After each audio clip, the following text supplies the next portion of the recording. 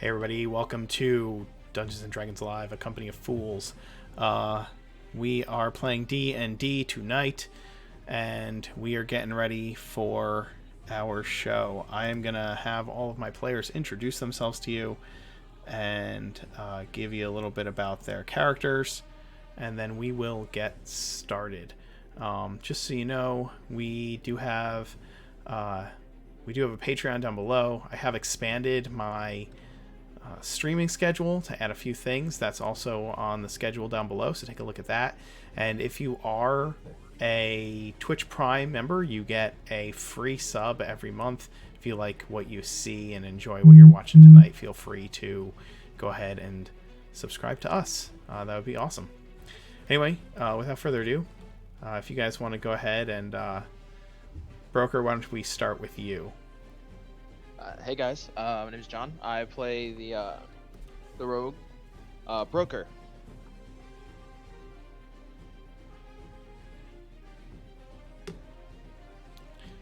Sparks?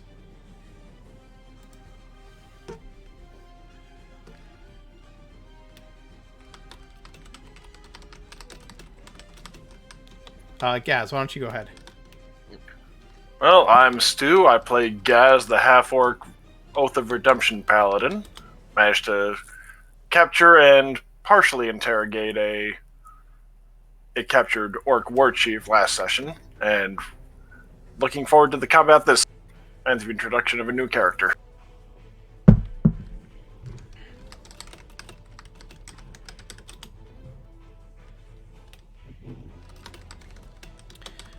And Sparks, you there? Yeah. Can Okay, so I'm Dio. My character's name is Sparks.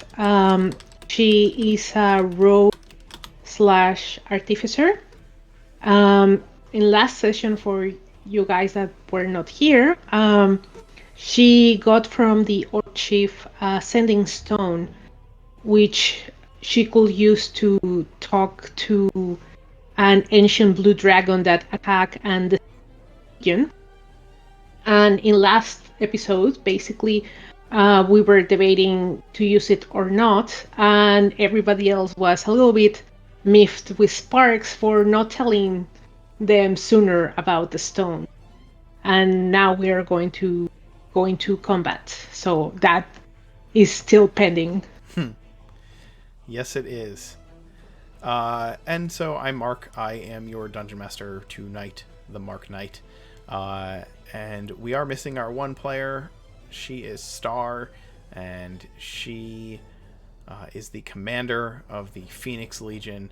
The Phoenix Legion has been running from the Blue Dragon Thundermaw and her horde of orcs, which they have been fighting a battle against these orcs for the last 10 years in the desert, as the orcs have made a guerrilla campaign against the Phoenix Legion. The orcs have been slowly whittling away their numbers, and finally they were able to track down their leaders to their hidden camp in Thundermaw Canyon. And after a grave battle, Thundermaw the Blue Dragon appeared, an ancient blue dragon who hasn't been seen in over 1,000 years. No dragon has been seen in over 1,000 years. And she suddenly erupted from the sand and broke the Phoenix Legion's forces. They have been on the run ever since, trying to regroup, trying to regather their numbers, trying to search for the men who have gone missing in the desert as a result of breaking morale and the army scattering. Before they could fully recover their number, they were assaulted by an outrider force of orcs who informed their dragon lord where these creatures, where this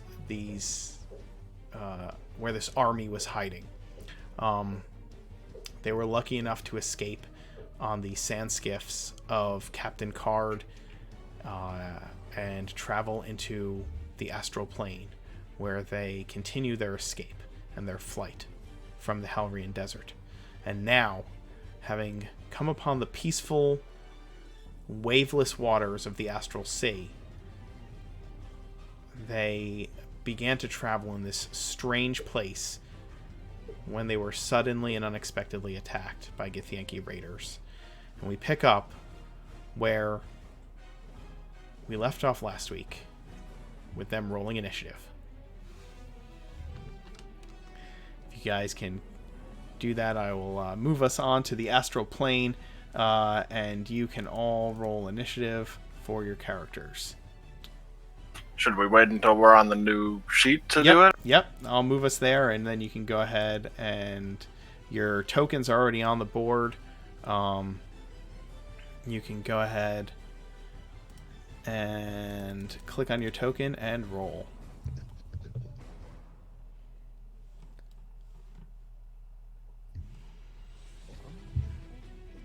Okay. See where we're at. It's a big map.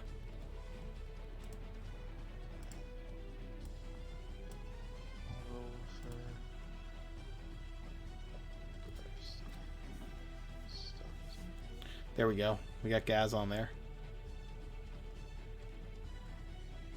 Are you clicking your token first? Oh, that was for Star. Yeah. Gotcha. I'll add Star to the initiative. Okay. And my character's under Uruk again. So, oh, I see. For the 15 is Star.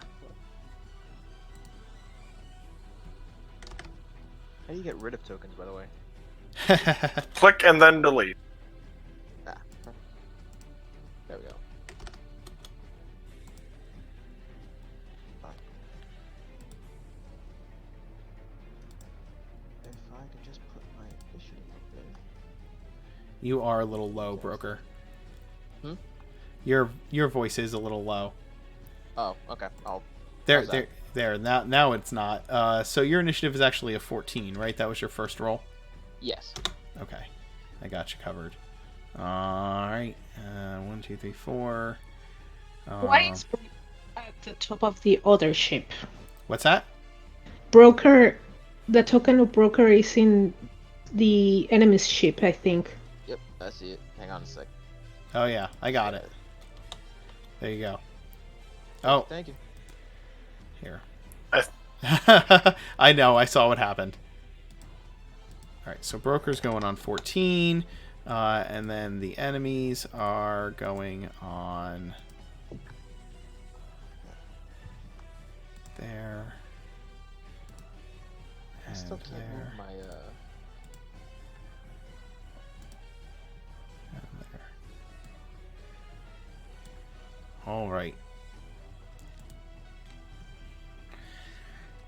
So, you are on the Astral Sea, and the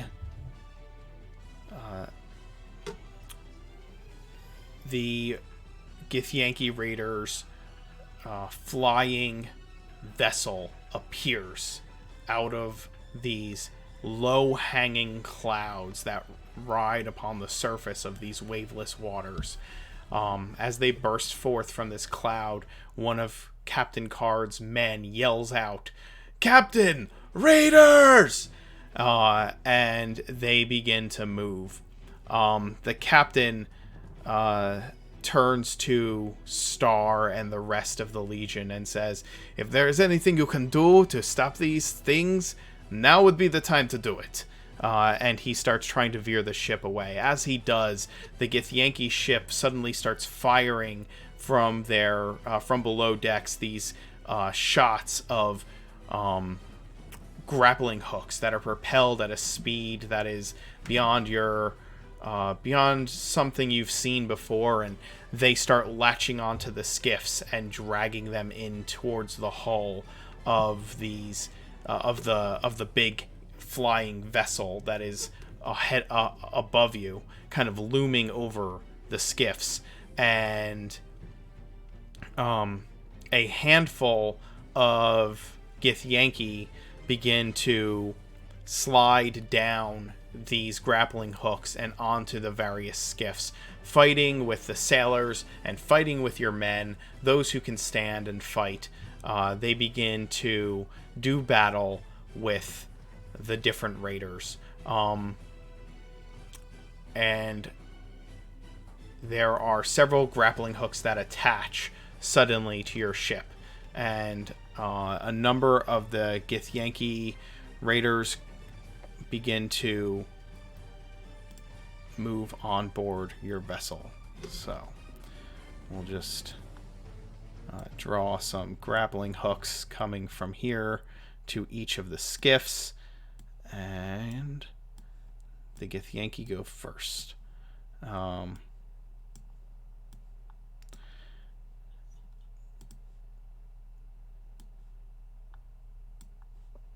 So several Githyanki launch themselves down these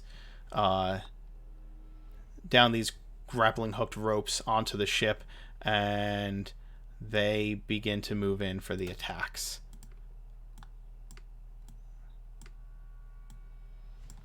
And I will zoom into the skiff here for this part of the combat.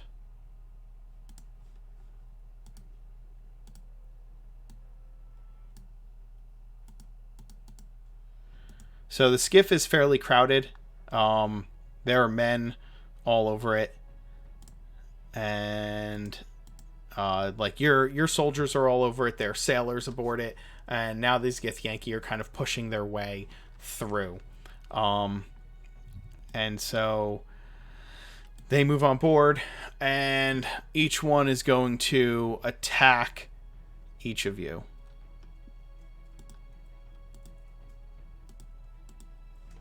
I'll just go down the line. The first one is going to attack you, Sparks, and rolls a 9 with the first attack and a 15 with the second. Okay, I do my uncanny dodge for the 15. Sure. Okay, so you'll take half the damage from that. Is that correct? Yeah. All right. So you are going to take... let's see.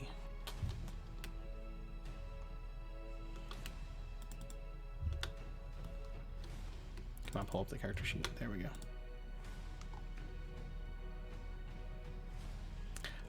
So you're going to take a total of 8 damage once it's halved. You take 5 slashing damage from the sword, and as the sword hits you, you feel like psionic power tingle through the blade into you, and you're hit with a psychic wake from the weapon. It's 8 and 5? No, it was 10 and 8, but because of your uncanny dodge, you'll be taking 5 and 3. So you'll take a total of 8 damage. Okay?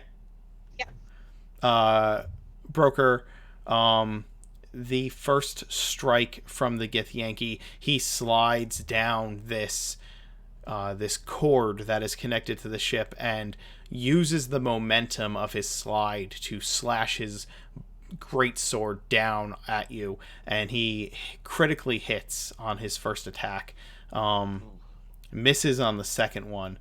You're gonna take 10 slashing damage and 9 psychic damage from. Right, I'm gonna use uncanny dodge.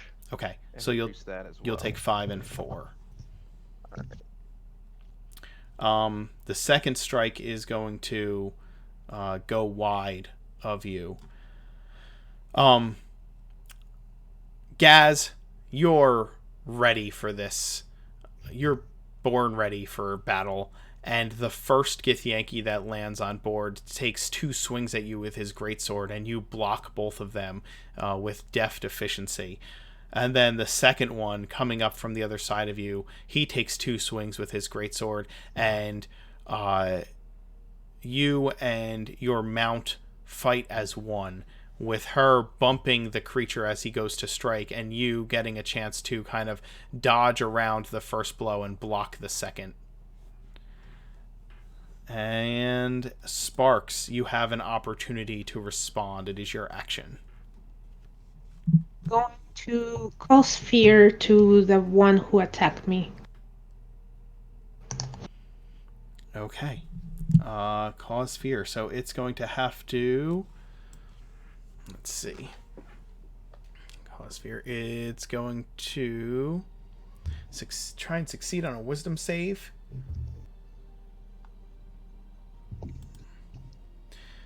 And it fails its wisdom save. So it will now have disadvantage against you and have to move away.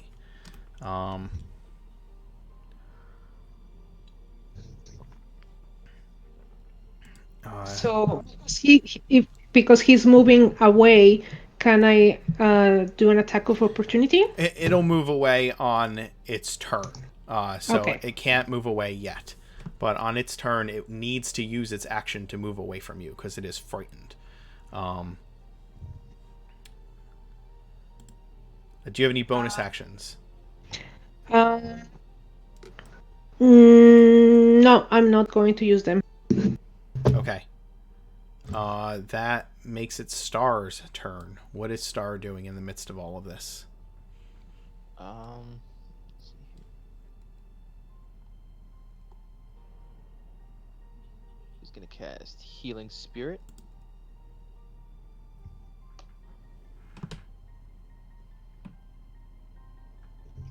And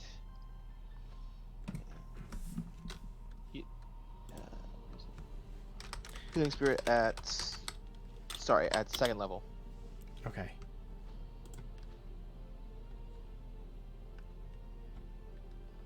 All right, so Healing Spirit. Can you pop the spell on screen? Is that something you can pop up there for me? Otherwise, I'll have to pull it up. How's that? There, perfect. All right, so you call forth a nature spirit to soothe the wounded. The intangible spirit appears in a space that is 5-foot cube.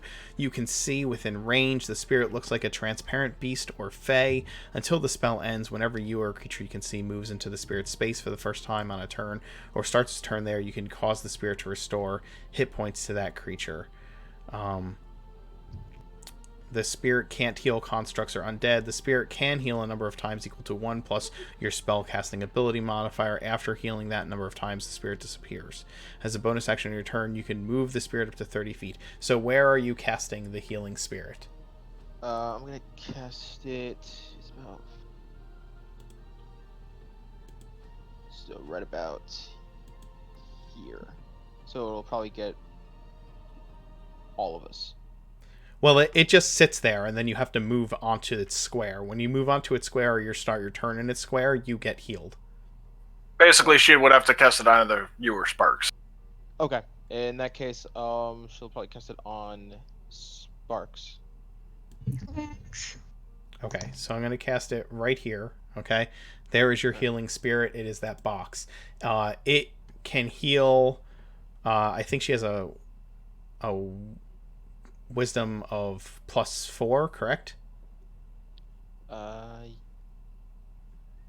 me a second. Yes. Okay, so it can heal 5 times. So at the start of Spark's turn, it'll heal her for 1d6 hit points, and then when she moves, if somebody else moves into that square, it will heal them. Whenever an ally does. So. Okay, I can also move it on as a bonus action. You can move it as a bonus action. Yep. Okay. All right. And then does she have any bonus actions at the moment? She does not. I think that's gonna be the end of her turn. Okay. All right, then that brings us to your turn, Broker. All right. I'm gonna look at the guy in front of me, and I'm gonna use my short sword. All right. Make your attacks. First one. All right. So you make your attack with your short sword, and he deflects it with his great sword. Okay. Then I'll use my bonus action to prepare for dodge. Okay. And that's it for me. All right. The captain of the Githyanki vessel maintains control of her ship and seems to be nodding towards her men on the different vessels in a way that implies that she is overseeing the battle. She's giving hand signals and maintaining the steadiness of her ship, it seems.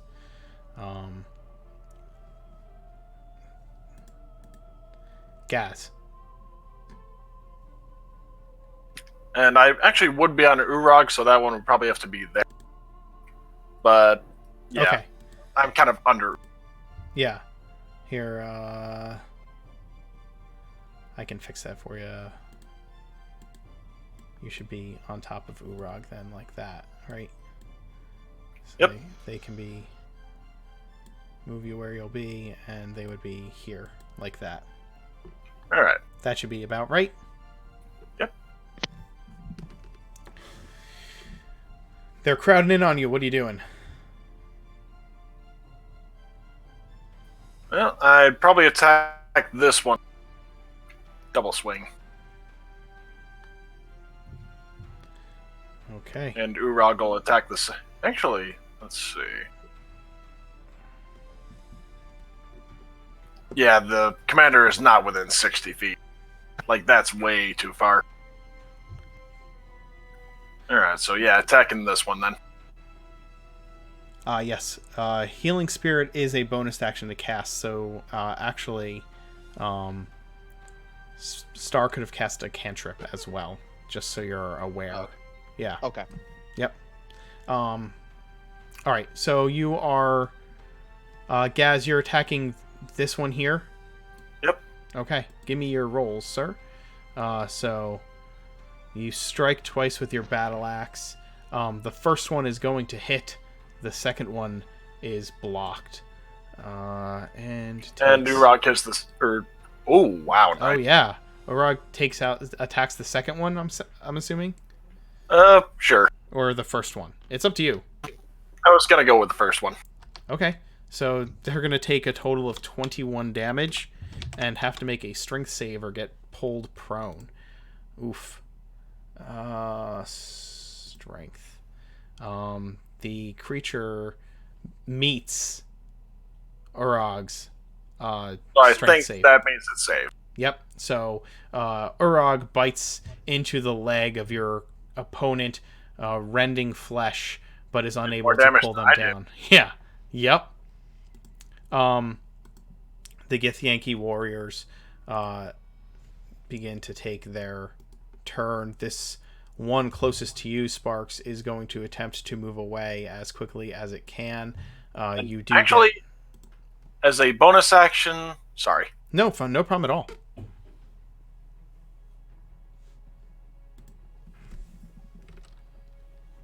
Yep. Shield of Faith on.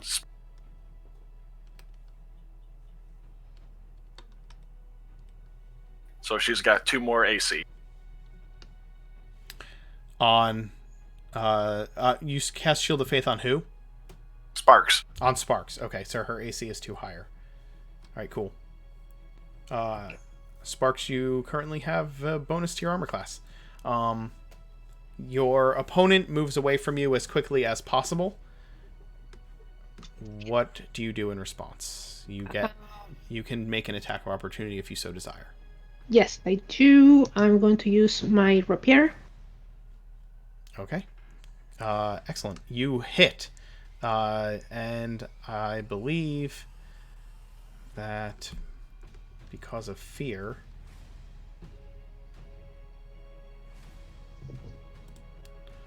Let me just double check this real quick.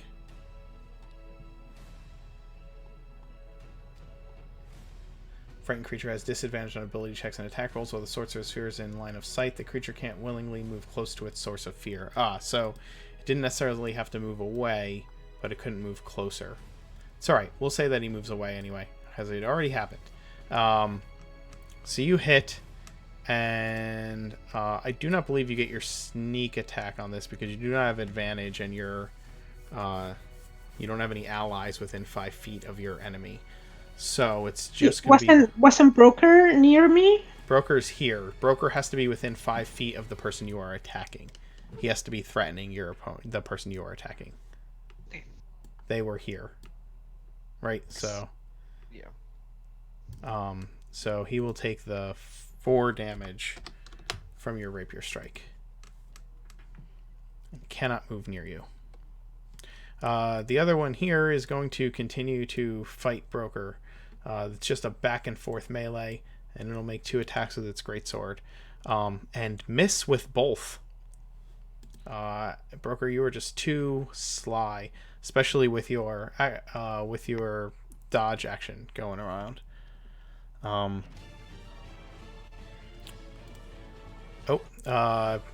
Gaz, the 2 in front of you, one of them is going to attack you, and the other one is going to attack your mount. All right. So the first one rolls a 7, and oh wait, nope. That did not click. That was the tax on Broker. A 15 and a 5. Miss. Okay, and then the second attack, the 5 is a as he rolls the 5, he slashes at you, and you block with your great axe, and the sword in his hand goes spinning onto the deck of the ship.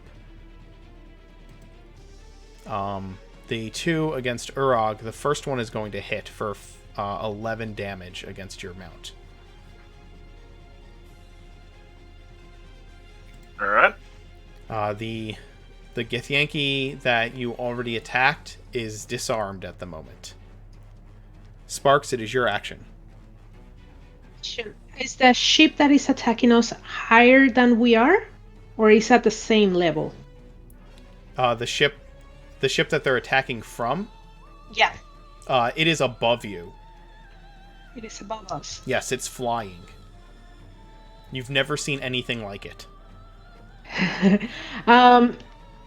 Can I find quickly, like making an insight check to see anything that might make them go down? Like, give me an investigation roll, or a perception roll. It'd be perception.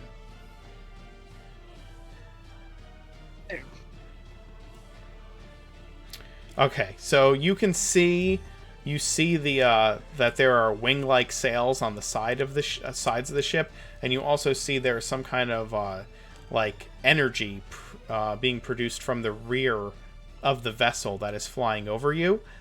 But you have no idea how it works. You've never seen a flying ship before, and this, even though you can see these components to it, you're like you don't know how they keep the ship afloat. shot. Okay, so what I'm going to do, because they're over us and they are continuing checking our battlefield, I'm going to make a fog cloud, so we will be between us and the ship. Okay. So they won't see us. Sure. All right, so you're gonna. How big is fog cloud? There we go. It is a 20-foot radius sphere of fog centered on a point within range. So point to where you're going to put it.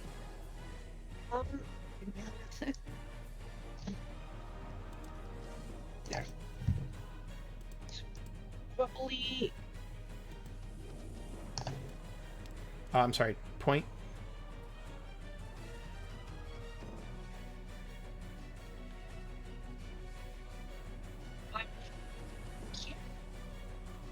You want it like, on? Oh. I want to try to make it so they cannot see our ship. Okay, so just point. You can put it anywhere within 120 feet of you. So you're here. I want to completely try to minimize. So where? How the? Do you want it here? Do you want it here? You can put it all the way up to here.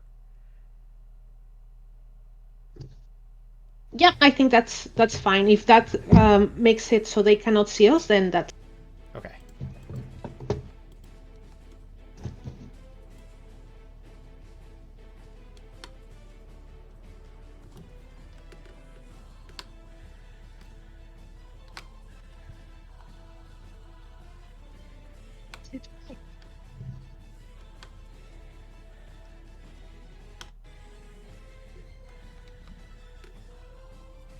Why is this not doing what I'm telling it to do?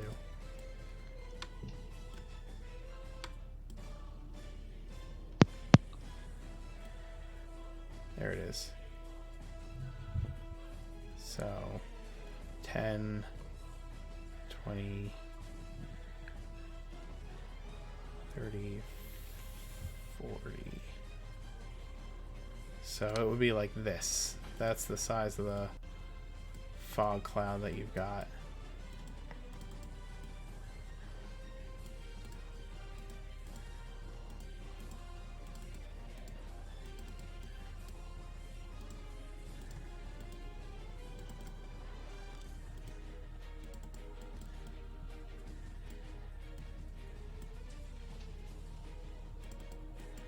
There you go.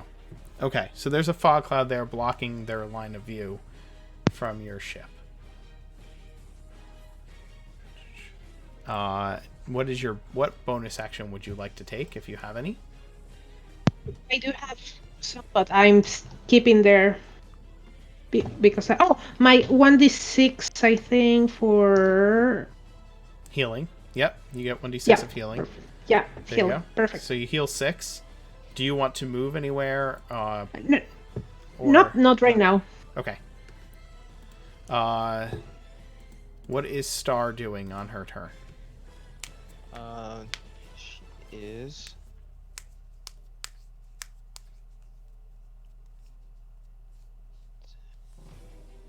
She's gonna use guiding bolt on the one near Gaz. All right. Cast Guiding Bolt.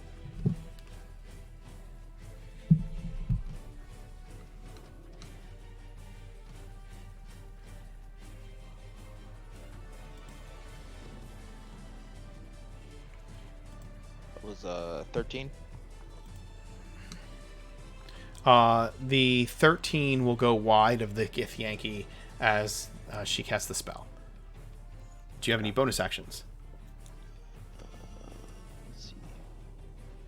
She can shift the Yeah. healing spirit. She can. Yep. I'll shift it over to broker.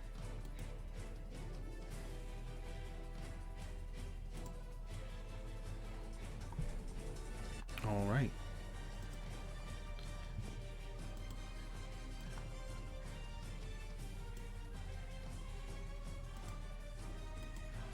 And I believe that'll be it. Okay. Moving these drawings is a pain in the butt lately. Yeah.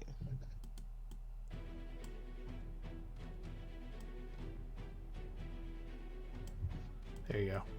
That worked. Nice. All right. Broker, you heal 1d6 Okay. as the healing spirit touches you.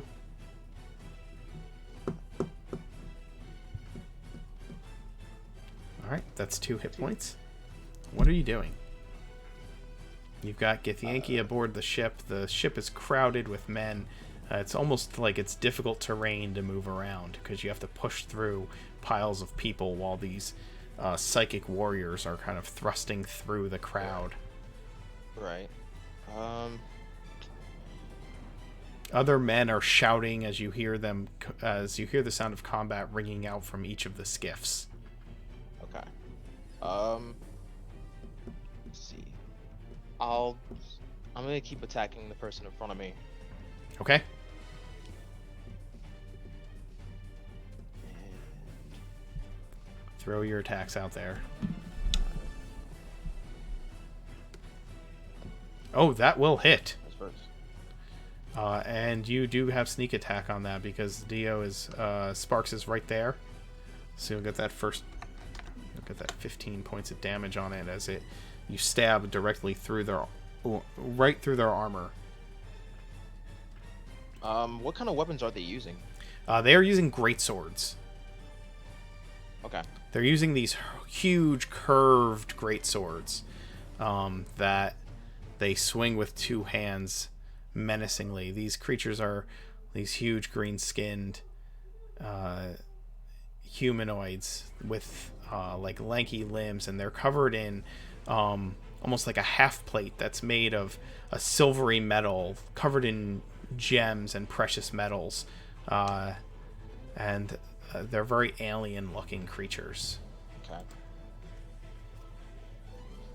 I'm gonna use my bonus action to dodge. Okay. And Is that you can use your bonus action to dash, disengage, and hide. I don't think you can use it to dodge. Is that a mastermind ability? I thought it was only aid that was a mastermind ability. No, you're right. It's not. As a bonus action, I can dash, disengage, and hide. I can't dodge. My bad. I'm sorry. Correct. No problem. Well, you could aid Sparks. Yeah, I will give the help action to Sparks then. Okay, sounds good. I believe the Githyanki warrior should get this one should have gotten an attempt to break free of your fear on its turn, which it would do. So next round. Yeah, at the end of the turn, so I think you did that right anyway. Yeah. Yep.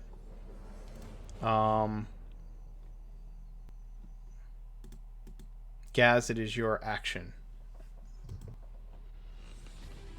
Alright, how's this one looking? That one is just about bloodied. It's got a huge bunch of puncture marks in its leg.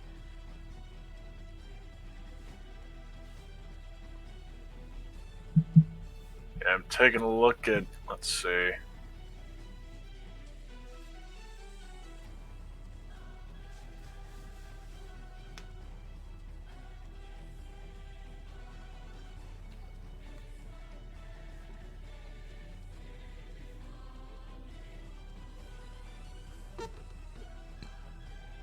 Oh, didn't mean to actually click that. Because I don't think that's... Yeah, that... Oh, no, it is a concentration. So not using that because that take off shield effect. Alright, so... This one, yeah, Urag will attack first. Okay. You're attacking the first one? Okay, I guess it doesn't really matter. Alright, Urag is unable to grab hold of one of the Githyanki. What are you doing?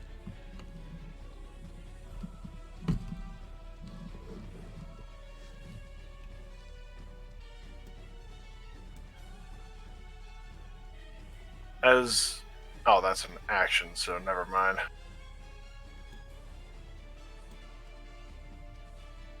I'll attack this one twice, and I'll order Urag to fall back and protect. Since this one cannot opportunity attack. Why can the first one not opportunity attack? Well, no weapon anyway. Oh, yes, it has no weapon. So it could still unarmed strike. Are you dismounting? Yeah, I'm kind of hop. Okay. Would that be movement? Yeah, that's fine. That's fine. I just wanted to make sure that I was understanding what was going on. Like I was staying in place and sending Urag to... Okay. Alright, now 5-foot step here.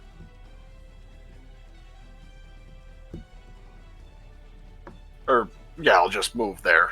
Okay. And one attack on this one, second attack on... Well, actually, let's... First attack on the one... The one that's injured? And the other one will be on that one as well. Okay. There we go. The second one will absolutely hit. You drive your blade down into it, and it takes a heavy blow. It's still standing, but it kind of staggers a step as it does. In which case? In which case? Bonus action? Not sure why that didn't pop up. I've click Divine Smite 3 times now. Yeah. So 2d8. You smiting? Yep. Okay. Oh, cast at what level? That's why. Show me the smite. 13 damage with your divine smite. And the blow suddenly fills with radiant energy, and the Githyanki just burns with light from within as your blade enters its body, and stumbles back and falls dead to the ground.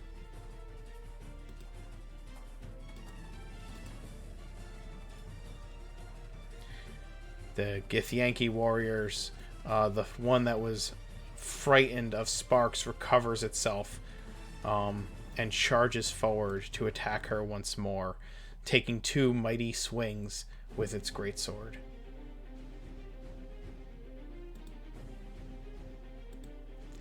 I don't know why.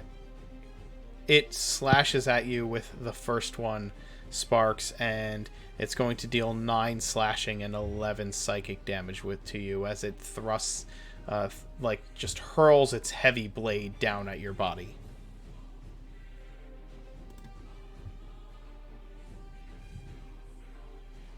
Damage? What is your armor class currently, Sparks? Is 17. Okay. Yeah, it hits with the first one. The second attack is going to miss, but yes, it's you're taking 9 slashing and 11 psychic. Going to use the uncanny dodge. Sure. So you'll take 5 and 6. 11. What's that?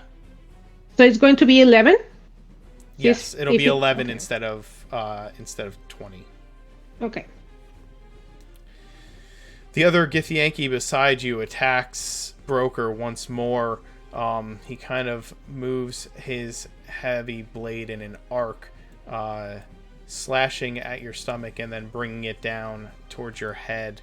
The first attack swings wide of you, and the second one that he brings down to come down upon you, you are able to duck out of the way, and his blade slams uselessly into the boards of the skiff, sending splinters flying, and he just bares his teeth at you. And then Gaz, the one that's still remaining upon you, is going to take 2 swings at you with his greatsword. The first one you deflect with your battle axe. You deflect it with your axe. The second one he brings down, and you sidestep away from the strike. Sparks, you have an opportunity to react to your attacker now that it is your turn. Going to use my rapier. And I'm going to scream to Star, the wings! Target the wings! And to the guys that are attacking me, I'm going to say, okay, guys, those weapons are really good. I would like to know who makes them. I want to talk to him.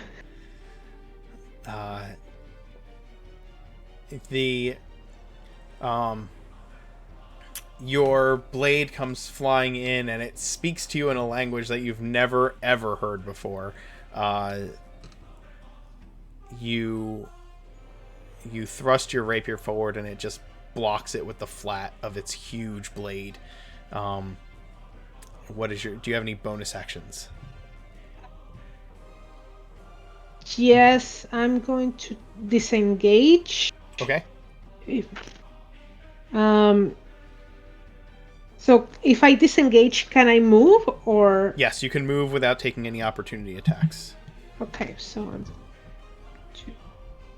I'm trying to move.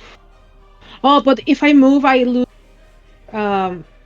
Fey Spirit, right? The spirit is not on you anymore. The spirit okay. It's on Broker right now. So okay, so going to Move.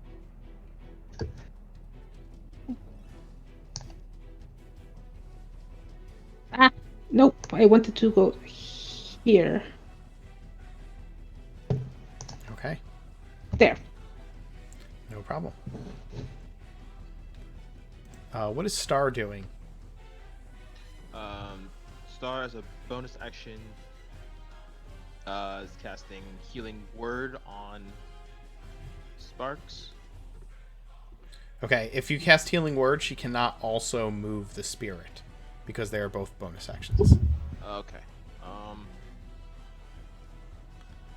Sparks is right next to her. She could use Cure Wounds if she has it prepared.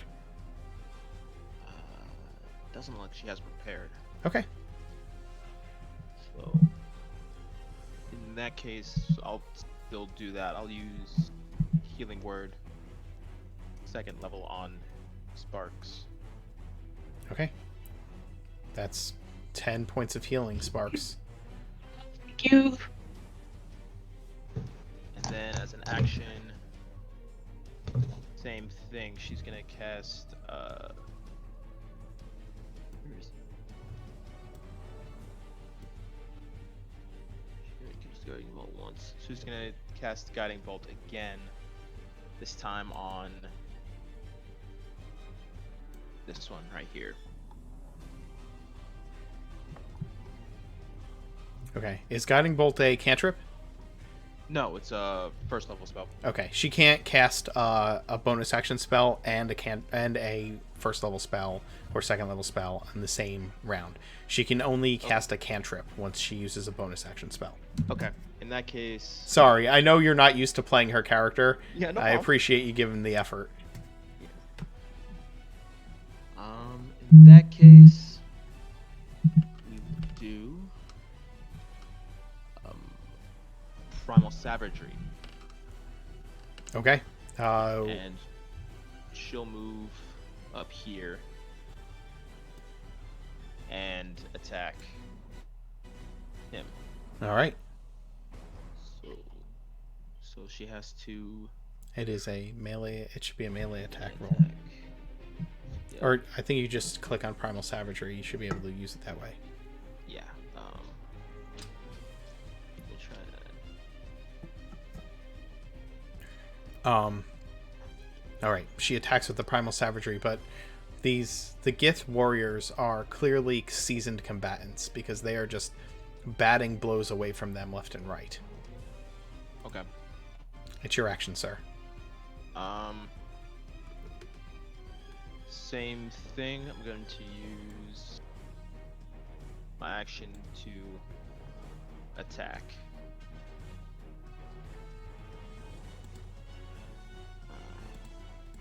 Roll your attacks.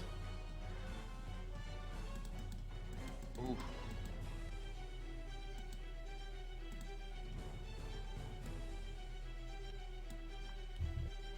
That did not hit. No, it did not.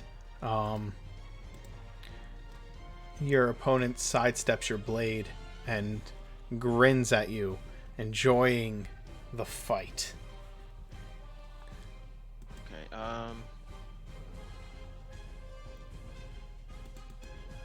Do you have a bonus action? in that case, the bonus action. You also get a d6 of healing if you need it, because you're still in the spirit. Yes, I'll take the d6.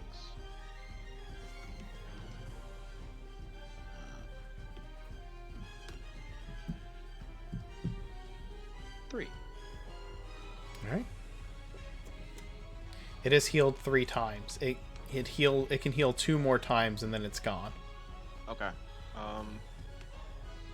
In that case, I'll use my bonus action to give Gaz the help action. Okay, Gaz, you have advantage on your next attack.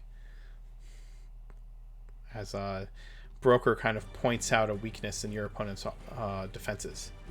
And their commander and looks like a couple of drakes are just not doing it.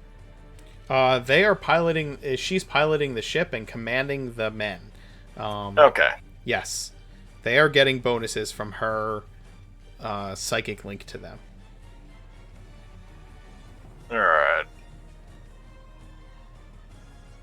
Moving over here. How high are these hit? Like, are they near the deck? This one looks like it's like in How high are what from the? the ropes attaching to. They're in the deck or wrapped around the. One is wrapped around these like these poles that hold the skiff Okay. together. The other one is latched into the deck. Alright. So on this.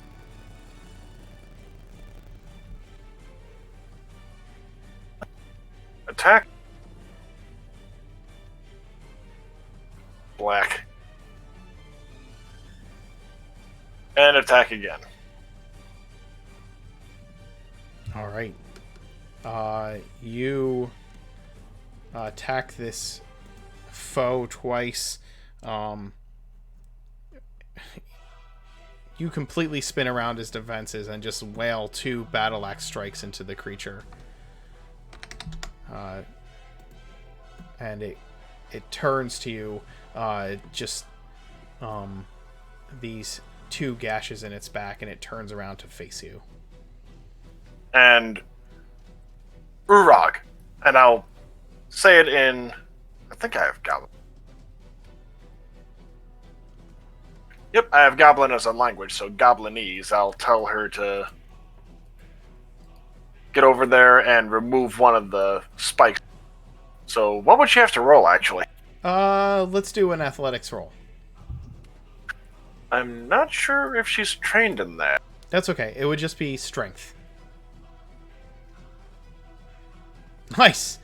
She rips the grappling hook from the hull and tosses it overboard of the ship.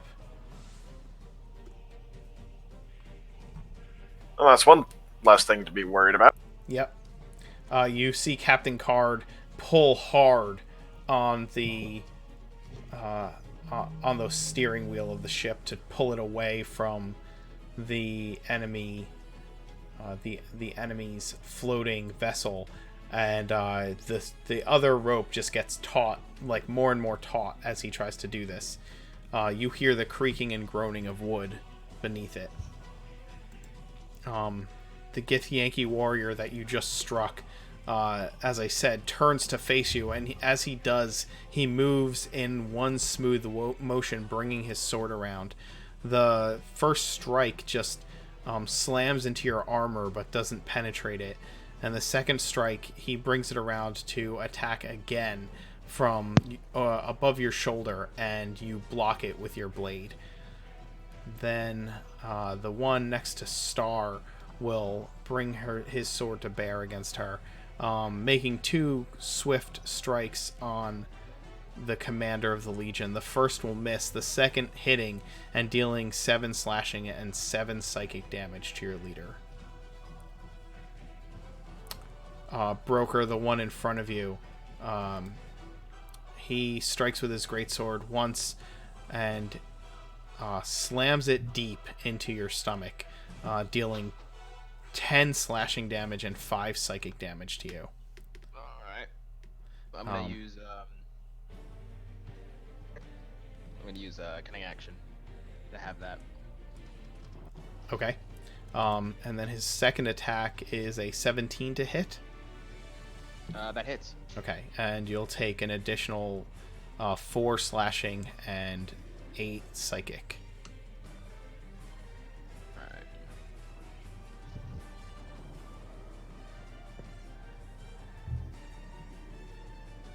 Okay.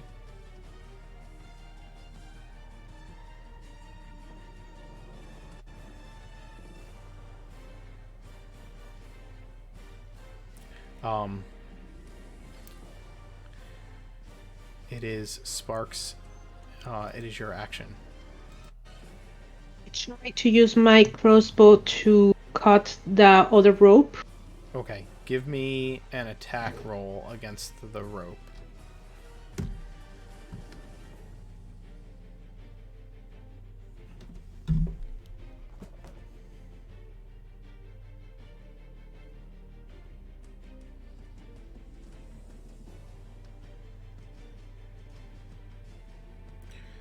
You shoot the rope that connects the grappling hook to your ship, and you see it sever the cord.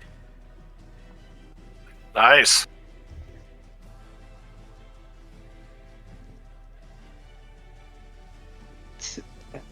That's the only two ropes that is attached to us, right? Yes, it is.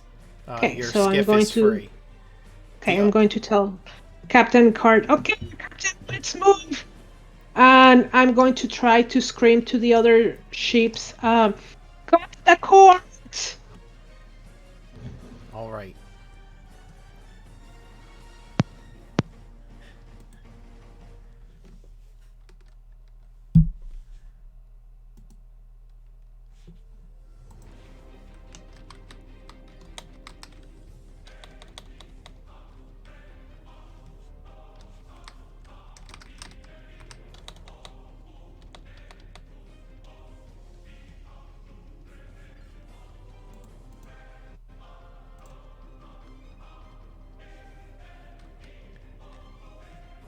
I don't hear you if you're I'm talking. I'm sorry. I was trying to figure out what will happen next.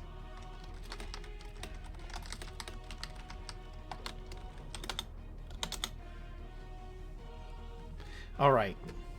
Oh, hold on. I'm having some trouble with Roll20. It was disconnected for a second. All right. The Githyanki vessel, seeing that you have detached your cords, your men are beginning to do the same thing on the ships behind you. And the Githyanki vessel begins to turn and move ahead, trying to move ahead of the skiffs and cut off your path. What is Star doing in the meantime?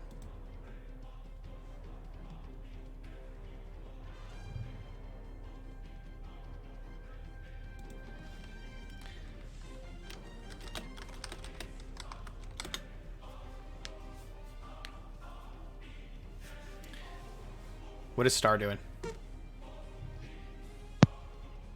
Yeah, she's gonna use her action to disengage. Probably back to where Sparks is. Okay.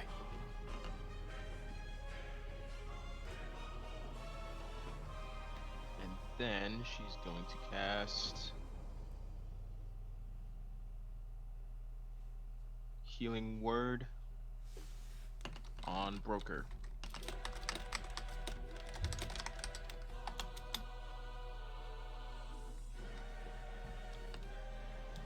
At a 3rd level.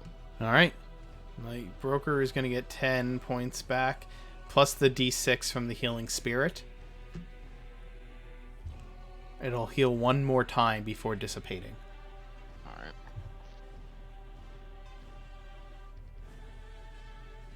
Alright, and I think that's it for her.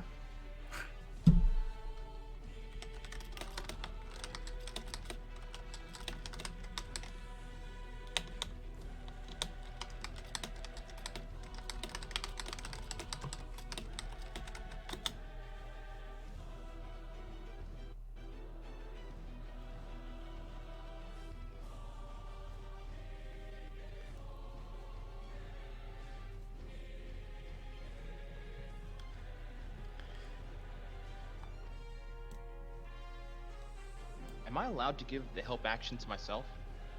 No. Okay. All right, so she disengaged where she's moving over to by Sparks. She heals you with Healing Word. That's her turn, and then it is your turn immediately after that. You do get a d6 of health back. Okay. Already took care of that.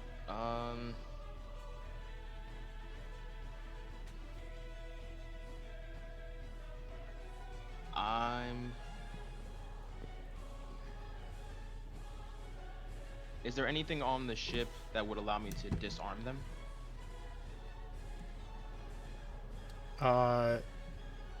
Like trying to get their weapons out of their hands, you can try and disarm them. That's That's an action you can take. Okay.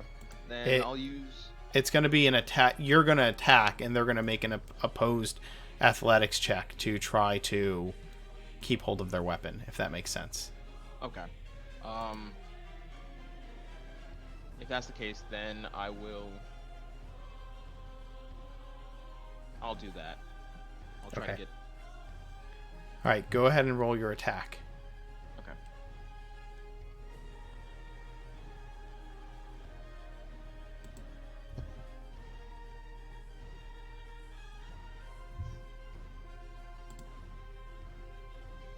Oh, there we go. Yeah, you slide your weapon down their blade and twist, and the huge blade goes flying out of their hand and skitters to the deck several feet away. All right.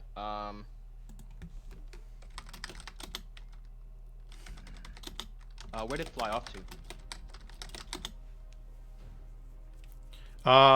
Let's see. I'll put a little marker.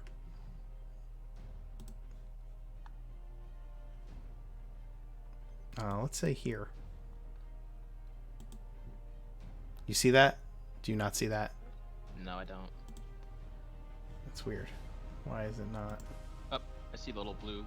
Yep, that little blue dot. That's the sword. I'm gonna move myself over to where the sword is, and as a bonus action, I'm going to give the... Am I able to pick it up? Yeah, you can pick it up. It is a action to do that, by the way. Okay. Actually, did you make a copy of yourself? Yeah, I put one over because I couldn't pick it up. I couldn't pick up the token. That's weird. All right, so there's you. Yeah. And then I will... All right, so you pick up the sword. It's a bonus action to interact with an object, actually. So I think you could probably pick up the sword as a part of your movement. Okay. Then I'll pick up the sword, and I'll try to put my blade in front of him, trying to tell him to stand down. Okay. Guys, their languages. Well, he doesn't say okay.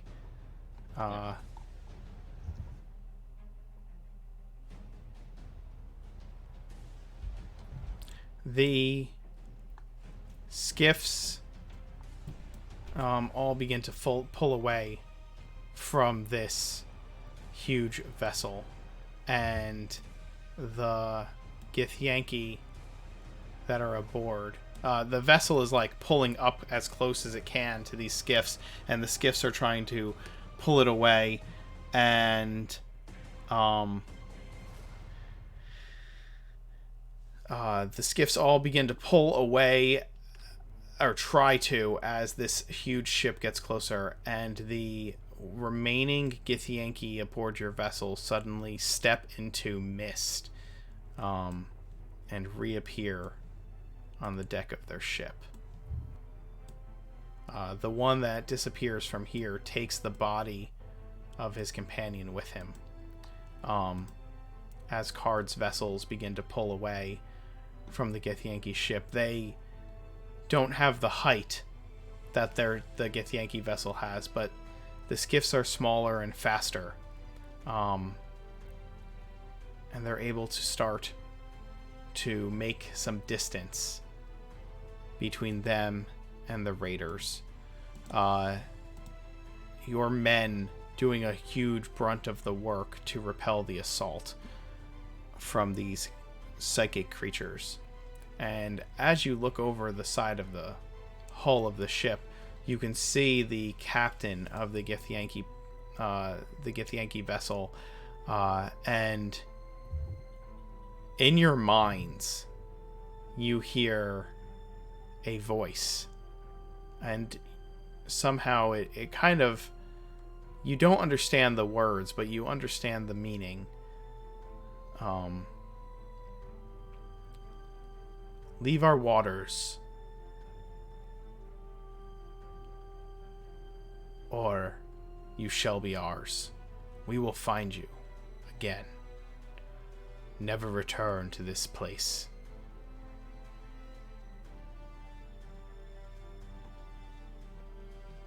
Answer with my mind.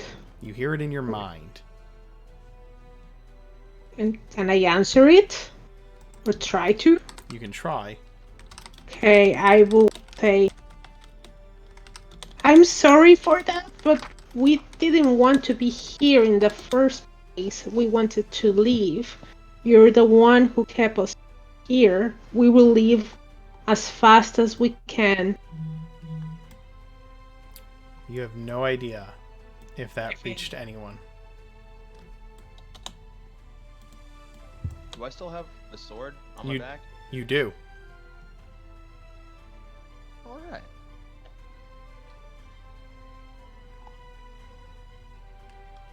What weapon is it again? It is a great sword.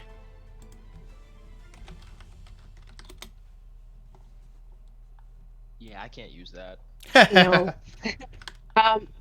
Sparks is going to go near you and ask you, check the sword to, and maybe if she finds out, maybe, and you ask nicely, she, as soon as she has a workshop, maybe make you. So. Broken. Can I see that sword, please? I can try to find how it works. Can I do an investigation? Sure. But On? When you're done, give it to Gaz. Sure, we cannot use it, but it will be nice if I can find out and maybe try to make equipment for us. So.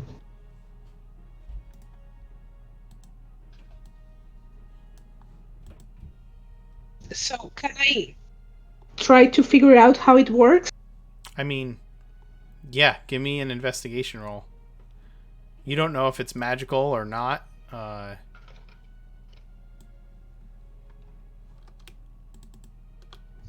No idea.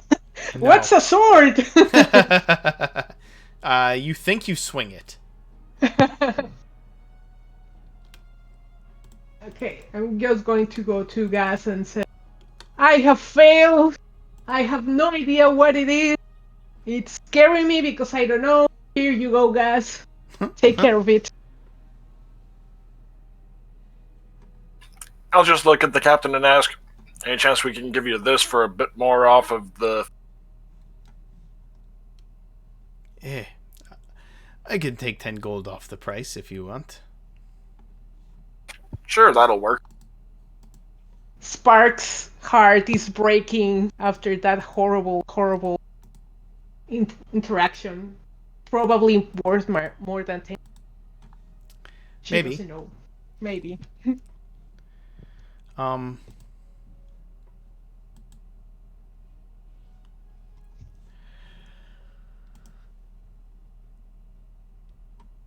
The battle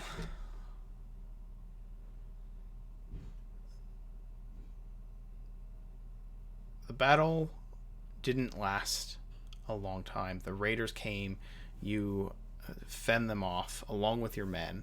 As soon as they see you start to cut the lines, they do the same. And as I said, the skiffs are much more agile and much faster than this Githyanki vessel. But the captain's psychic assault afterwards leaves you kind of wondering what the point of it all was. Were they trying to scare you off, or were they trying to board your vessels and take what you had? Maybe there's a little bit of both going on. But it kind of resonates through your mind as you sail through this place. The eternal twilight on the astral sea is strange. it makes it so that it's hard to truly find like a sense of time, and you're not sure exactly how long you are sailing. Days go by without really much change,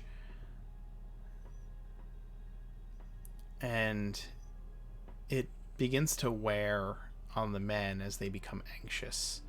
Not to mention, there are these huge floating clouds on the surface of the water, and every once in a while you see the shadows of hulking creatures move through them off in the distance.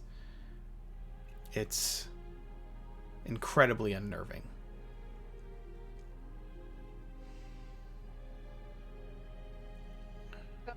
We said that it was a long rest or a short rest. Yeah, it would be a long rest. Did we lose anybody? Any of our men? Yeah, you absolutely lost some men, unfortunately. How many did we lose? It's hard to take account when you're kind of spread out amongst 4 ships, and trying to communicate with each other can be a little difficult. You're like calling back and forth to each of the vessels. You know what I mean? Yeah. And the vessels are crowded. They're crowded, and they're, like I said, they're sailors. They're not meant to be transport vessels. If you have some time on the Astral Sea, what exactly is your plan? I'd like to go talk to Topaz. Okay. What is everybody else wanting to do? What was that? He wants to talk to Topaz, the navigator of these vessels, the druid that pulled you into the Astral Sea. Yeah, I think Star would be right there with him. I think so too. Gas would probably have another chit-chat with the prisoner. Okay. We'll go with Gas to talk to the prisoner. Okay. Sparks, you have a familiar, don't you? Yes. Raven. A little raven. Okay.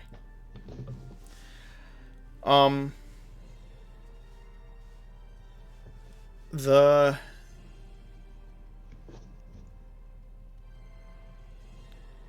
Okay. The raven, your raven is sitting on your shoulder, and you're feeding it some crumbs from your travel rations, and you see Whistler kind of walk by and head to speak to some of his reconnaissance team, and your raven kind of stares at Whistler and turns its head back one way and then forth the other, and kind of caws quietly and shifts nervously on your shoulder as he does. What's going on? You're acting strange. Did you eat something you shouldn't have eaten? What's going on? You get the impression from your raven. She just says that Whistler looks funny. That's the impression that you get from her telepathically.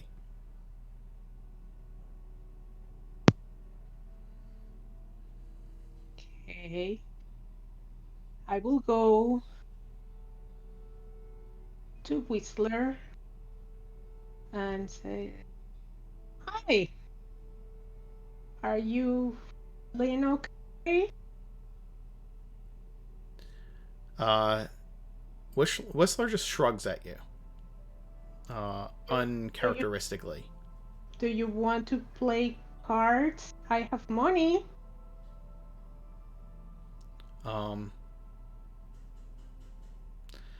Whistler coughs a few times and kind of shivers and pulls his cloak around himself and says in a rough tone that doesn't really sound exactly like himself, and just says, "I'm not feeling too well." And I'm gonna lay down. Take care. Who's near me who is not with from the That, captains? wait, what's that? Who is near me Who's not what? who is not Whistler? Anyone else is near me? Sure, the ship's pretty crowded. There's some sailors and there's even some of the men of the Legion. But is Gas or Broker or Star near me?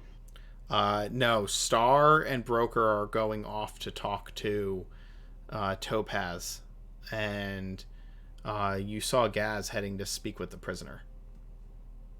You may have Go to go to find them. Gas. Okay. I will go and find Gas Okay. super quickly. All right.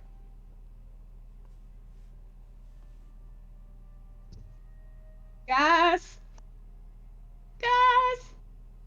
What's wrong? Um, Whistler is weird. I'm not sure if he's sick or he's possessed or something. I offer him to play cards and said that I have money, and he declined. He declined. Yeah, let's go have a little chat. Yes. Um, you go looking for Whistler and you find him at the back of the skiff, kind of huddled against a wall with his cloak pulled low over his head. Whistler, is everything okay? Uh, he doesn't respond.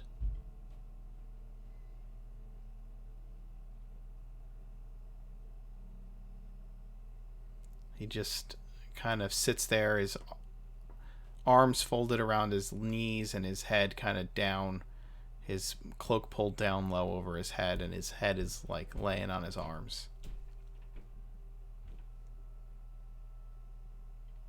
Inside check him or I think we need to find a healer. Or, actually, let's go get the captain. He might have seen something like this before. I will Urog, say- stay with Whistler. Yes, let's go. Okay. And You guys- incidentally, just to clarify, Urog does have a psychic link with me, so I can see what she's. Right. Okay. You head off to find Captain Card, and we're gonna take a quick break, and you will find him when we get back. Alrighty. We'll be right back, guys.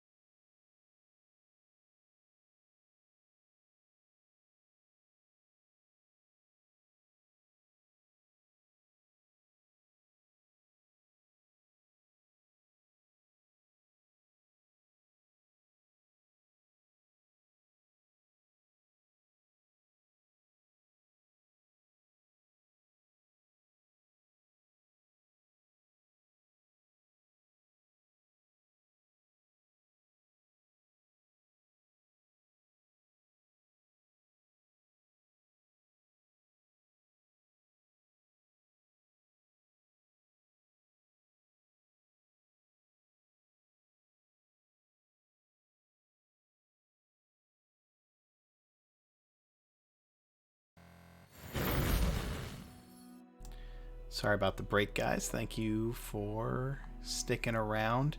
All right. Just a reminder, real quick, as we get started again.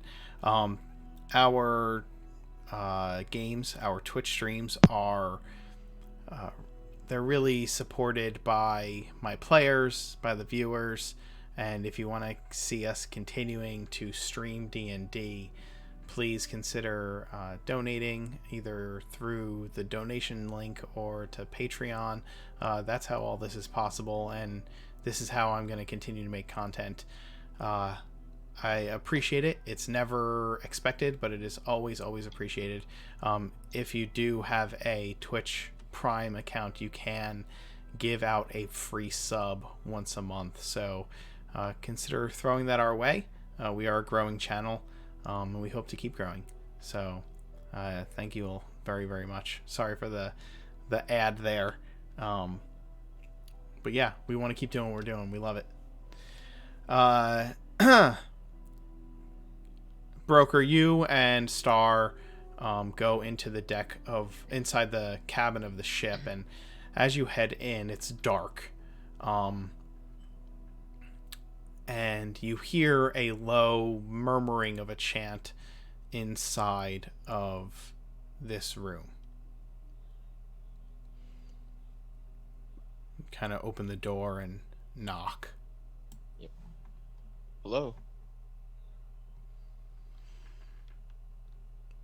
Hello. Oh. You may enter, young one. Thank you. Were we interrupting?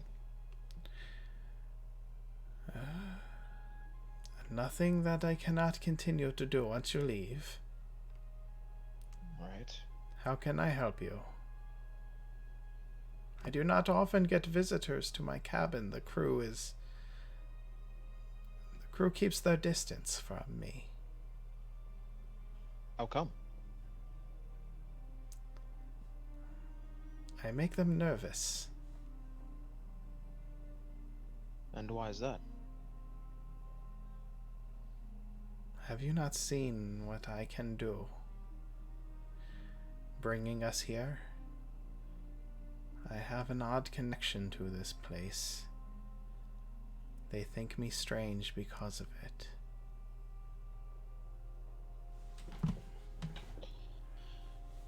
Sounds more like a gift rather than something to be nervous about.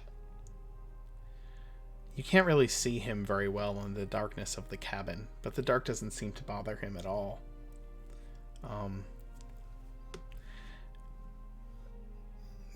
The shape of his face changes slightly in the dark, and you think he's smiling. Sailors are superstitious men. They do not know how to respond to things they don't understand, child. You have some wisdom. It's more of curiosity. Be careful with curiosity, my child. It is dangerous. I give him a nod. I sense that you came in here for a reason more than just to say hello. Well, I have questions. Everyone has questions. What are your questions about? For starters, how did you end up here? With the crew?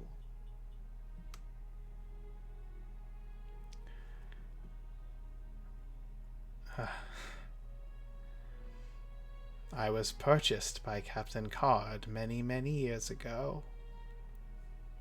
He gave me my freedom. Now I can sail. We sail from the desert sands to the deep oceans of this world, and we sail the plains, gathering items of great rarity. I get to make that possible. It is better than chains. I see.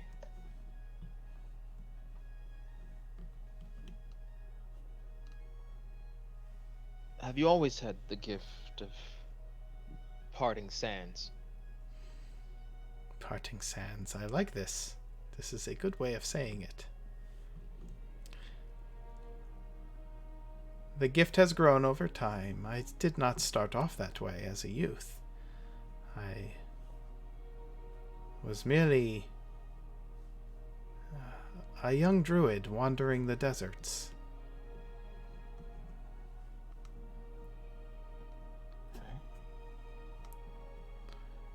So it just grows on you. No. Hair grows on you. Power is trained, honed, controlled, and sometimes amplified. I see.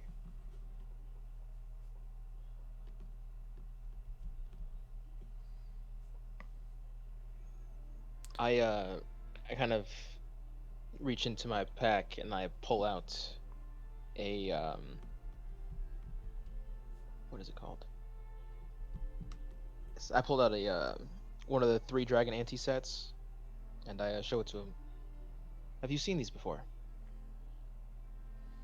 Young man, I am blind. I cannot see what you are showing me. Oh. Sorry. Didn't mean to offend. Not at all. I suspect that if the cabin is as dark as they usually leave it, you are as blind as I am right now. I see. He laughs a little bit. Let me feel what you are showing me. Of course, I hand it out to him. Are these some kind of cards?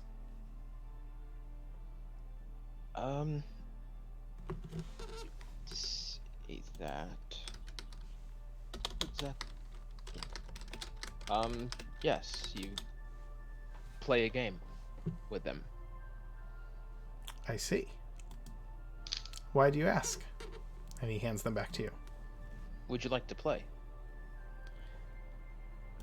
I've not played before. Can you teach it to a blind man? A blind old fool? I can certainly try.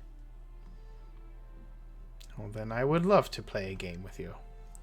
You may need to light a torch for your own sake, but I do not need it. I take out a torch and I kind of just light one. Will that bother you? No. Ah. And you look around and you see that there's a lantern in the room. You think maybe with the smoke that might be a little better. Sorry, you're breaking up just a little bit. I said, you look around with the torch and realize that there's a lantern hanging in the center of the room, and that might be better than a smoky torch. Sorry, say that one more time. I said, you look around and you see that there is a lantern hanging from the center of the room, and you realize that might be a little better than using a smoky torch in a enclosed cabin. Yeah, that's probably better. I'll light the lantern instead. Okay. Not that he would know.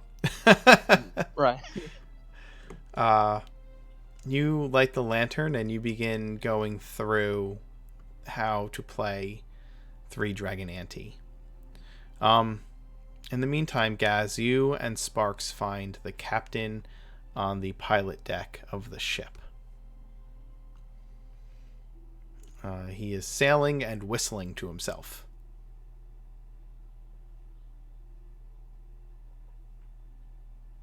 Hello?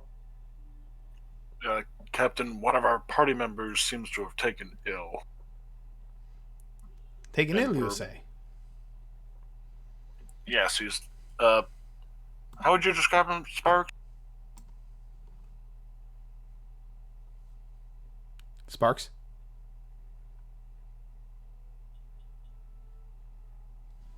I think Hello. she's away from the. Sorry, I was in mute. Ah, I will say to him, just imagine you trying to work free, kind of.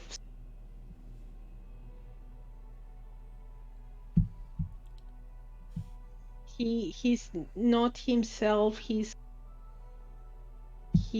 really I don't know, just slumping there. And when I talked to him, he was not himself. And my raven was the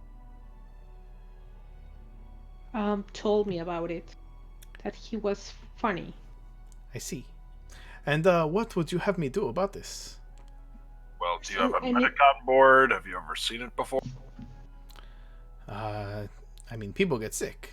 I am not a medic myself, and perhaps he is just not used to being on the sea for so long, but this does not sound like your normal seasickness, especially on these calm waters. I do not have a medic on board per se, but do you not have a healer in your midst? Is your commander, is she not capable of producing spells that heal?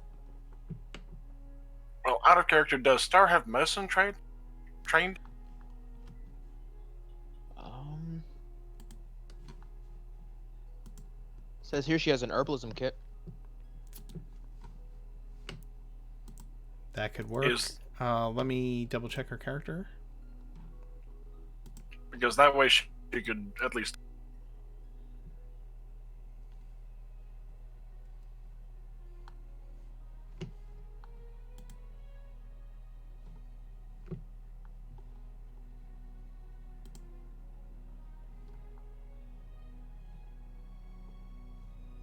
Star does in fact have medicine trained. So yeah, we should probably go and get her and have her take a look. Okay. She has a +7, so you can just roll a d20 and add 7 to it. All right. You want me to roll it now or just? Yeah, go ahead. Okay. Oh, Could I maybe aid? yeah, that's fine. If you do you have medicine trained? I do not. Okay. Well, that's fine. You guys get Star and go over. I have medicine +4. Okay. Are you trained in medicine? I don't think so. Okay. What's your wisdom score? +4. Yeah, okay. So it's not trained. All right. Well, that's fine. Don't worry about it. Star goes over to Whistler with you after you explain that Whistler's acting funny and doesn't seem to be feeling well. And he's still, when you guys go back, Urag, she hasn't said anything telepathically to you, Gaz, that would indicate that that Whistler has moved at all. And so you go back over to where he is, and he's still kind of slumped over the way he was. And Star leans down to examine him and places her hand on his shoulder, and Whistler slumps over.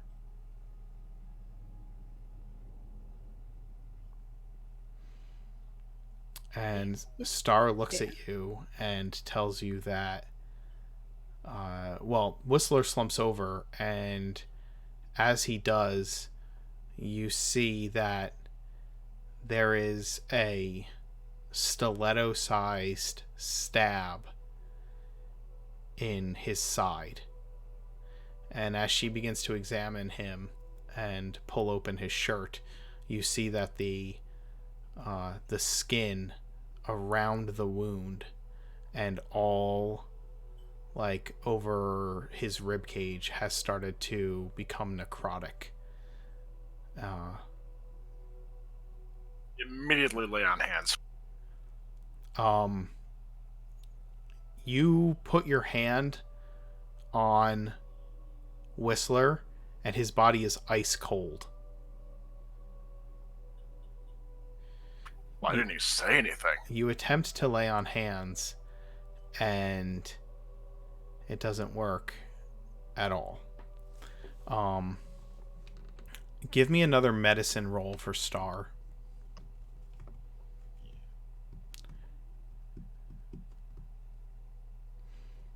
Okay.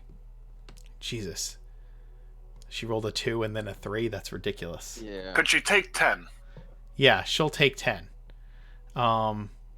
She takes her time examining the body, like looking it over, and she looks up at you and she says to Sparks, "How long ago did you say you saw him?"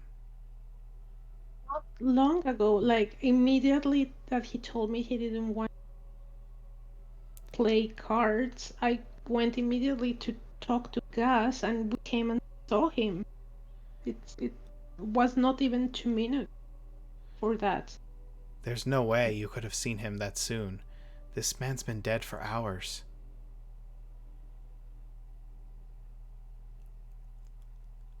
He was walking, and then he slumped there.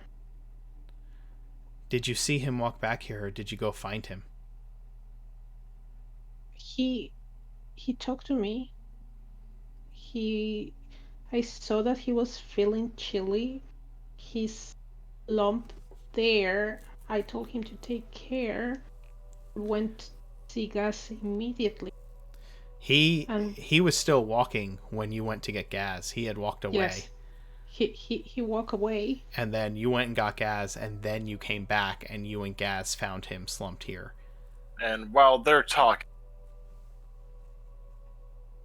Celestial Fiend are undead because, yeah. You sense none of the above. Huh.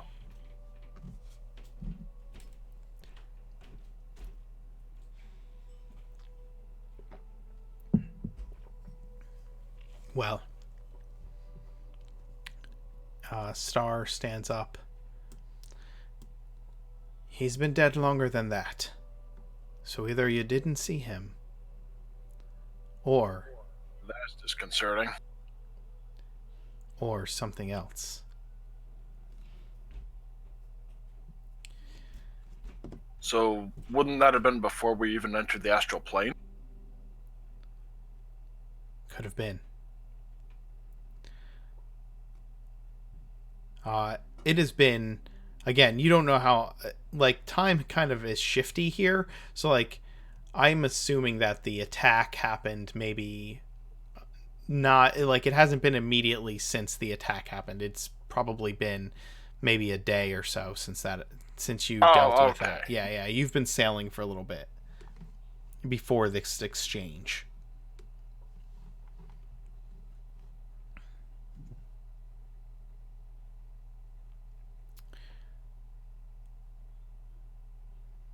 Still disconcerting, because that means we might have an assassin in our midst. I would agree with that. We better get on the lookout. We'll tell our top lieutenants, I think. Can we check what type of weapon was it? It's like a stiletto-like mark, so like a really long, thin dagger. So yeah, an actual assassin then. It would be... Was it poison or not? Seems to be. Or some kind of a weapon that would inflict a wound like this. But then why wouldn't you have said anything?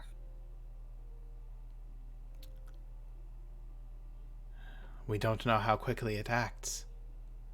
We just know he's been dead for a while. And him being on his feet despite being dead then? What do you think? Could something have been controlling him? Maybe. Maybe. Well, we are in the astral plane. What if that was his astral body? Trying, like, I saw his last minutes before he slumped there.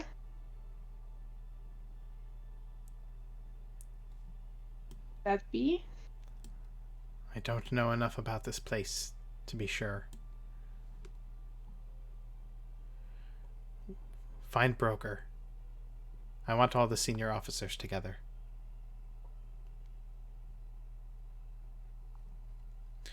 In the meantime, Broker, you're playing a lovely game of Three Dragon Ante. What else are you saying to this this blind while we're old playing, um, do you know if there's any other openings to the astral sea? Yes, of course. There are many, son. Many openings, if you know where to look. Where I guess we're probably going towards one now, That is true. but besides here and the one in the desert, are there others? Do you know where others are? I know how to find them. How do you find them? Ah, I mean to say, I can sense when we are near one. Usually it is in a place of great turmoil. How would I say this? A great fissure in the world. I see. Many spellcasters of different kinds can travel the plains. This is not unusual, but you need a powerful source of magic and a rift to take something as large as a vessel from one world to the next. I see.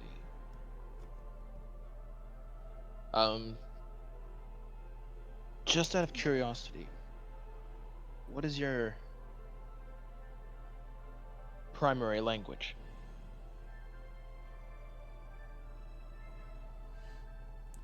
Ah.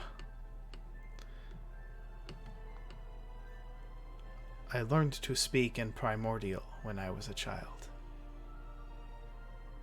Really? Indeed. Since we've been talking for a minute, I would like to use... where is it? Come on now.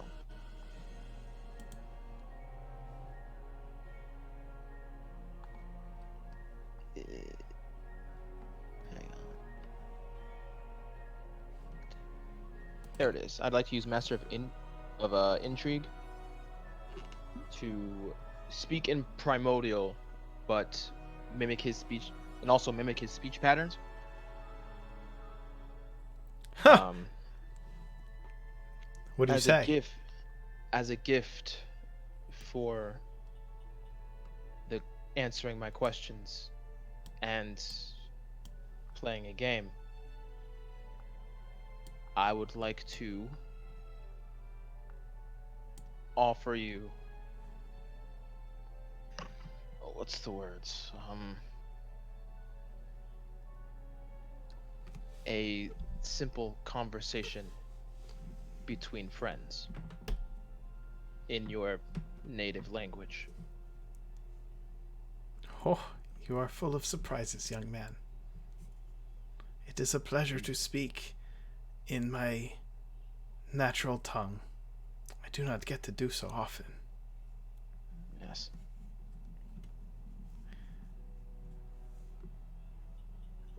Did you come here to play cards and to find, or did you come here to speak to me about how it is I can do what I do?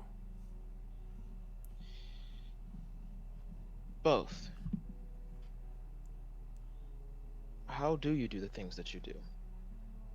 As I said, I am a studied and practiced druid. I have been honing these skills for many, many long years. I'm very old. But, as I said, it takes a key and a door. The key is in the box that they carry out to me.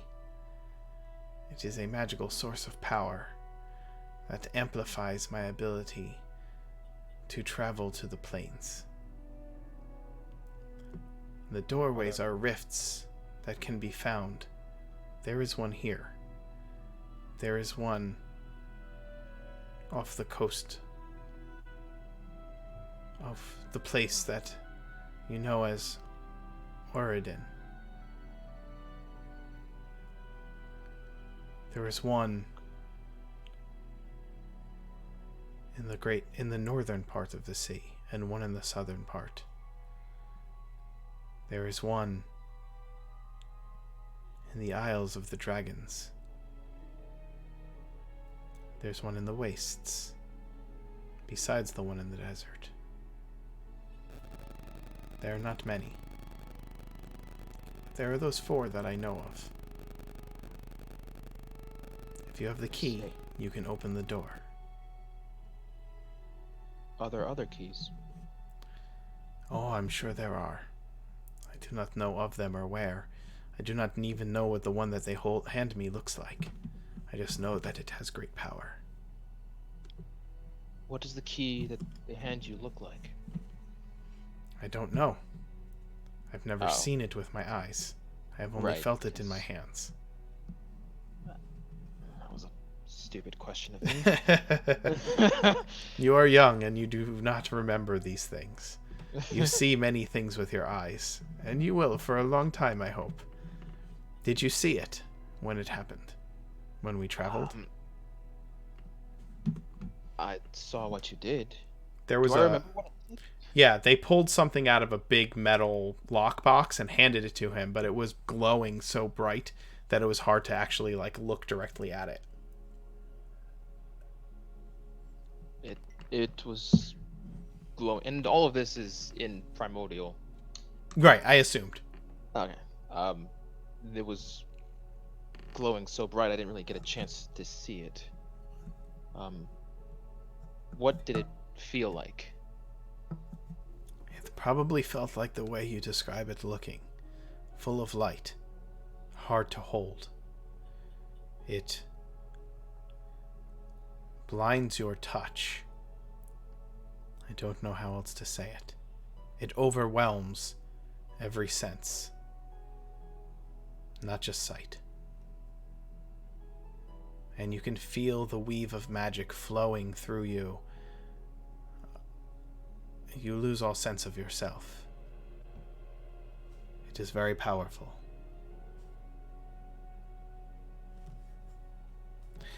He says that, and there's suddenly a knock on the door to the cabin. You hear the voice of one of your companions. I'll let Gaz and Sparks determine who that would be. Asking if you're in there. Yeah. Yes, I'll be there in a moment. I'll turn to Topaz and I'll stand up, and I believe this is all the time we have for right now. You may visit me again. Like I said, few people do. Of course. Thank you. What is your name, young man?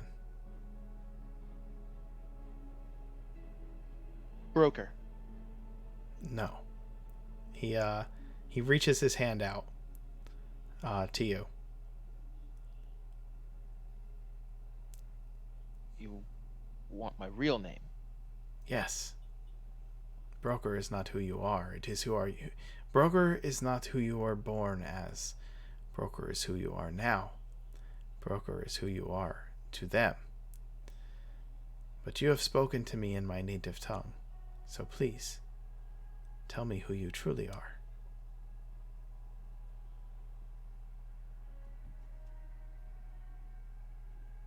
Grixis. Grixis Neferox. Well met, Grixis. My name is hard to say in common.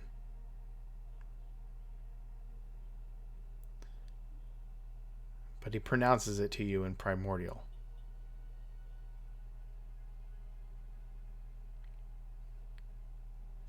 Go with peace and return to me before our journey ends. I enjoyed our speaking. Wait, what was it? He speaks to you, and he gives you a name, and he says, and it's a name that doesn't really translate into common. It's got a lot of guttural, like, noises as a part of its name. But because you can speak primordial, you can speak the same exact with the same exact inflections. But you and I couldn't pronounce it in English. Right. Thank you. I'll remember that. I shake his hand. He Uh, pats your hand after you shake it. I believe that on the other side of that door you are about to find a lack of peace. So I hope you enjoyed your comfort in here for a few moments. Go. I will sleep. Old men need lots of sleep. of course. Thank you. Thank you. And I will go out the door. Gaz and Sparks, you're waiting for Broker outside the door, along with Star. Is everything okay? No. We lost someone. Who? Whistler. Looks like he was murdered. Actually, could you take a look at the body? Because you might be able to find something we... Yes, sure. I kind of put the set back into my pack. I'll admit skullduggery isn't exactly a strong suit of mine. I see. And near as we can tell, an assassin's blade was responsible. Okay. Where did we last see him? The body's over. That's up to debate. Yeah, we're Okay. bringing him to the body Okay. and filling him in about the other peculiarities as well. Although the poison could be one that just makes the body rot quicker now that I'm thinking about it. Okay. Though I guess we can see that if we get there and it's in even worse. Okay. Can I use an investigation check to check around his body? Or Yeah, you can look over his body, and they take you to Broker, and you see that it's sprawled out. The corpse is sprawled out on the ground, or on the ship's deck in the towards the back of the skiff, and he is. He lies there, and there's a hole in his side right where you know immediately, without the investigation check, you know immediately that that is exactly where an assassin would strike with a dagger. The stiletto like hole is right between two of the ribs, and if done at the proper angle would easily reach the heart. okay. Give me an investigation roll. Passive is 20. Did you still want me to roll? Wait, So you if have a you plus 10? if you took Yeah, I got a 10 plus with okay, you take 10 with investigation. You take like 10 minutes to really examine it well, and looking over it, you see that well, his horn is gone. That's the first thing. Alright. Or not the first thing, but that's something that's easily noticed, is that his horn is gone. And the dagger, the cut in him is definitely a dagger blade. What are you looking for? What kind of signs are you looking for? Honestly, everything. More specifically, I'm looking for, if the height if the height of the blade can determine what race or how high or how tall the person that stabbed him is, and if there is a trail leading anywhere, like a trail of blood leading anywhere. There's no trail of blood. Okay, I'll tell you that. Not here. You don't see one anywhere near the body, and from that you can probably guess that the body was placed here. You know what I mean? Like, or not necessarily placed here, but like the assassin was incredibly careful. It looks like there's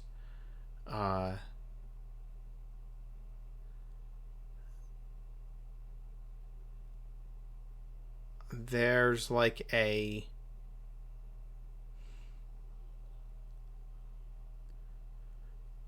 how would I say this? There's blood on his clothes in the spot that he was stabbed, like a lot of it.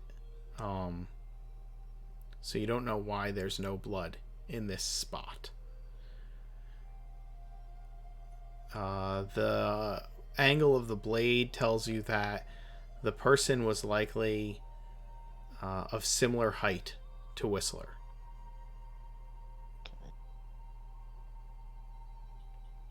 And the angle and position of the blade tells you that this was done from behind, or at least from the strike, that this was done from behind him, like coming into the side. And that it was definitely done by someone who knew what they were doing.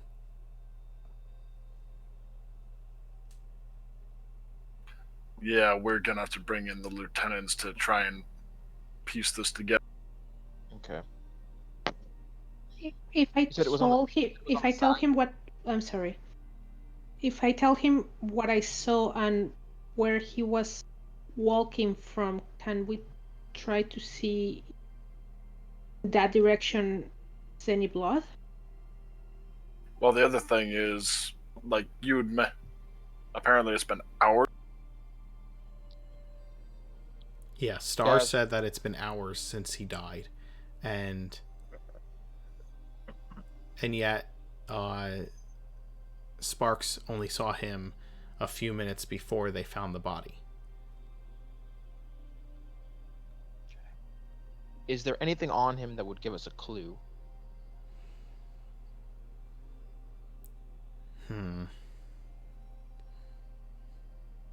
Does he still have any money?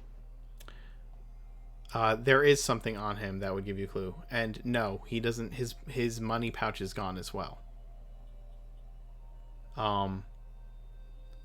There are little bits of white, white strands of cloth that were in his mouth. Like, not like deep in his mouth, like on the surface of it. Okay. Strands of cloth. Yeah. They smell funky. Okay. Guys, where's Yep. the prisoner? He's still manacled up, right? Yeah. Okay. I go I'll over to admit that Spark. flitted in my head too. Right. I'll go over to Spark, or not Spark, Star. Can you, and I take the strands of cloth. Do you have a spell that can locate something? Let's take a look.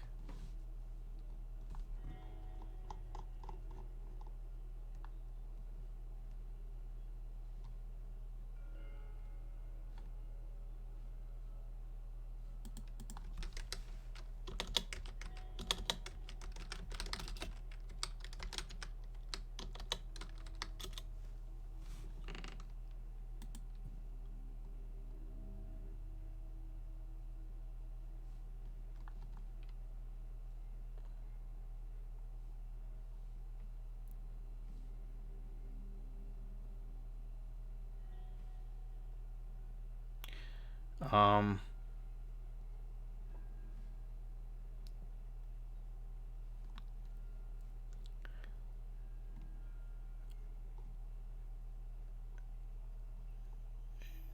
I don't know if she would have this like prepared.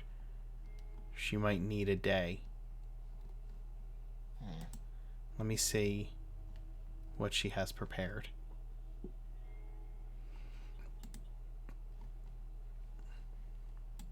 This would be a lot easier if she was here. You're right.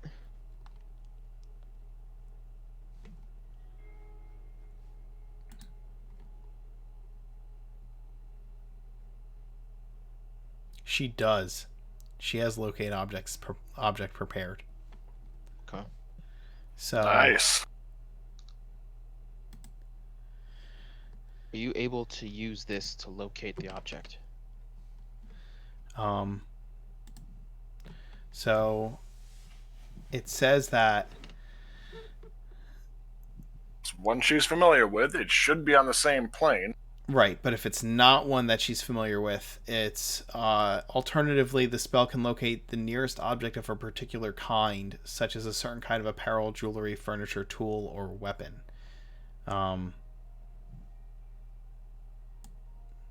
So what do you think it is? She says, holding up the strands. Well, it was in his mouth. So I'm assuming we can assume that the killer used this to kind of. I figured locate object you were going to go for the horn. Oh, that's a good idea. Yeah, Because the assassin would be the one to take the horn, right? You would think so. That's true. That works. Let's locate the horn. Yeah. So investigation maybe on that to be able to figure out what the hell. You sense the direction of the object's location as long as the object is within 1,000 feet of you. If the object is in motion, you know the direction of its movement.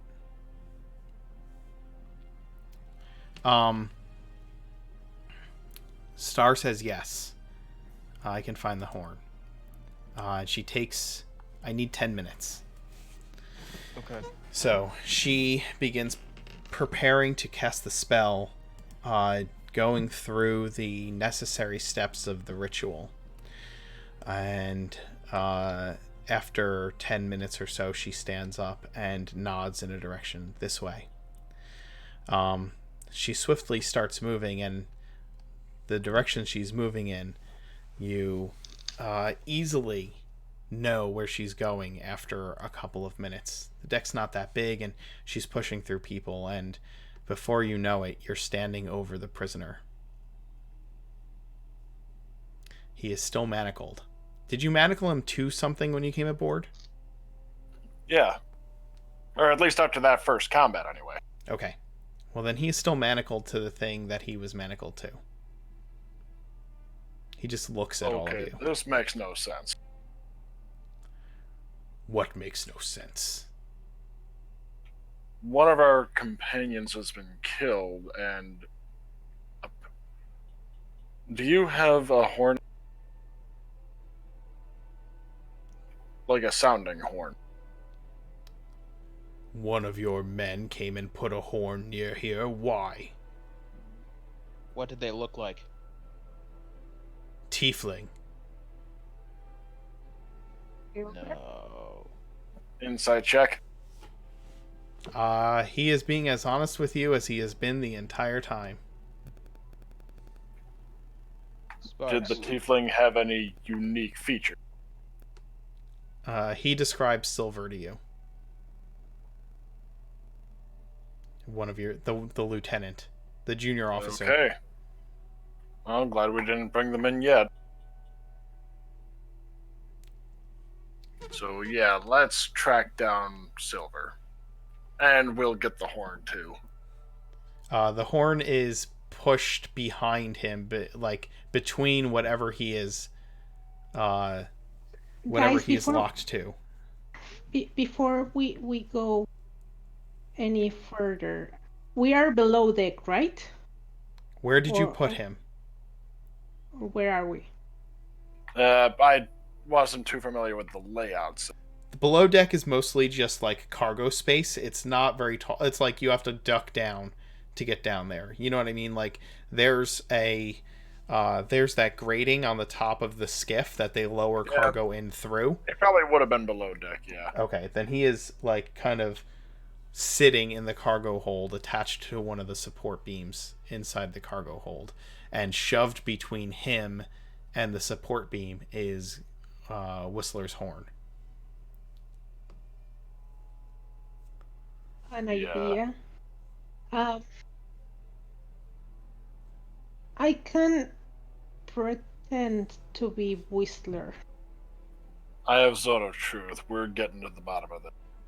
Well, my thinking is if the assassin with it could be Silver or it could be someone pretending to be. Well, that's why we're going to bring Silver in, and I'll use Zone of Truth, and we will get to the bottom of it. Okay. Let's do it your way. You go looking for Silver? Yep. Are you going in a group? Are you staying together? I would say individually, but probably it aroused the least suspicion if who has direct command of Silver himself. Like, which company did he report to for the most part? That would be Sparks. So yeah, Sparks, you're gonna have to, bring him down here, and we'll. Sure. I will go looking for Silver. Okay. Give me an investigation roll.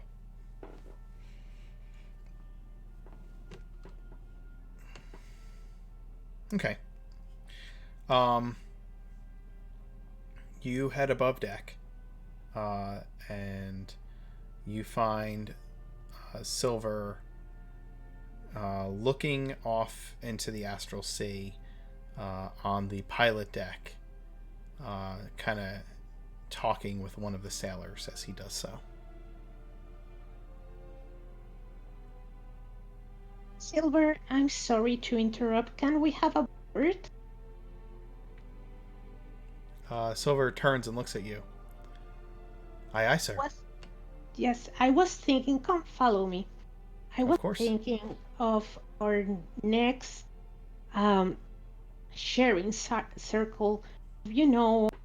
Like to sharing their feelings. And well, yes, keep following me. I don't know, do you have any what? about our next sharing circle? The men, talk about their feelings and unwind a little bit, and I keep chatting and taking him below deck. Okay. He's just kind of listening to you and follows you below deck. Sir, what's going on?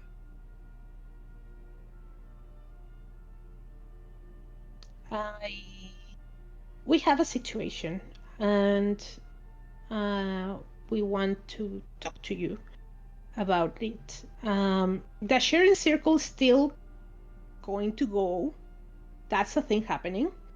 But okay. The thing that we all want to talk to you about is, well, and I look at Gas. I'll kind of step between them, circle, and I'll position myself between them and like the ramp up to the above. Silver, when was the last time you saw Whistler?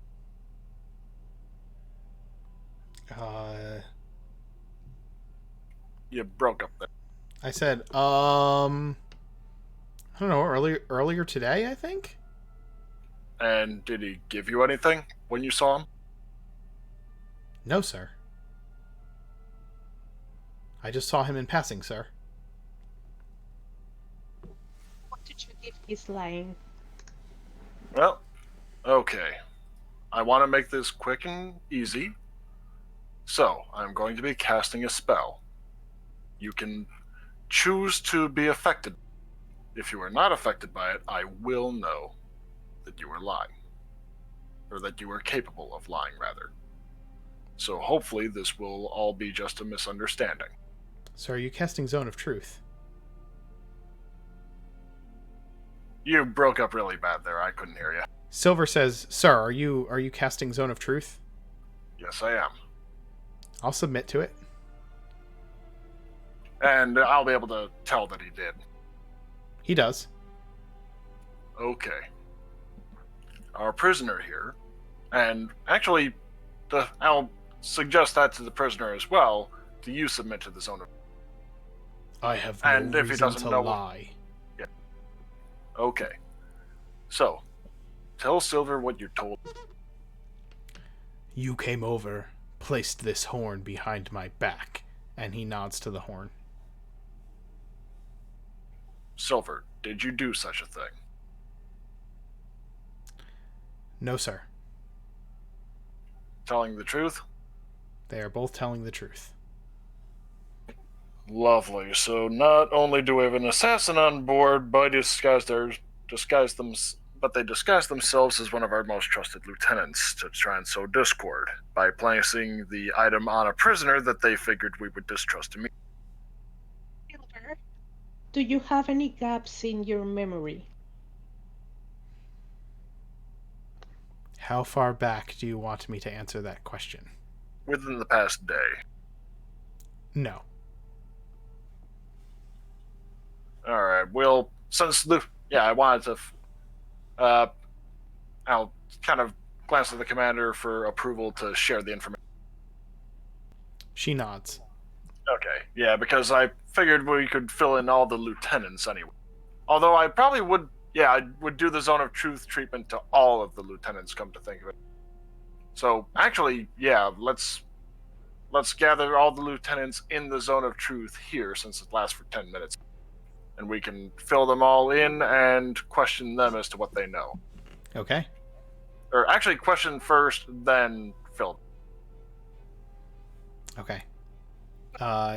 Should we all be here? Should some of us keep an eye upstairs?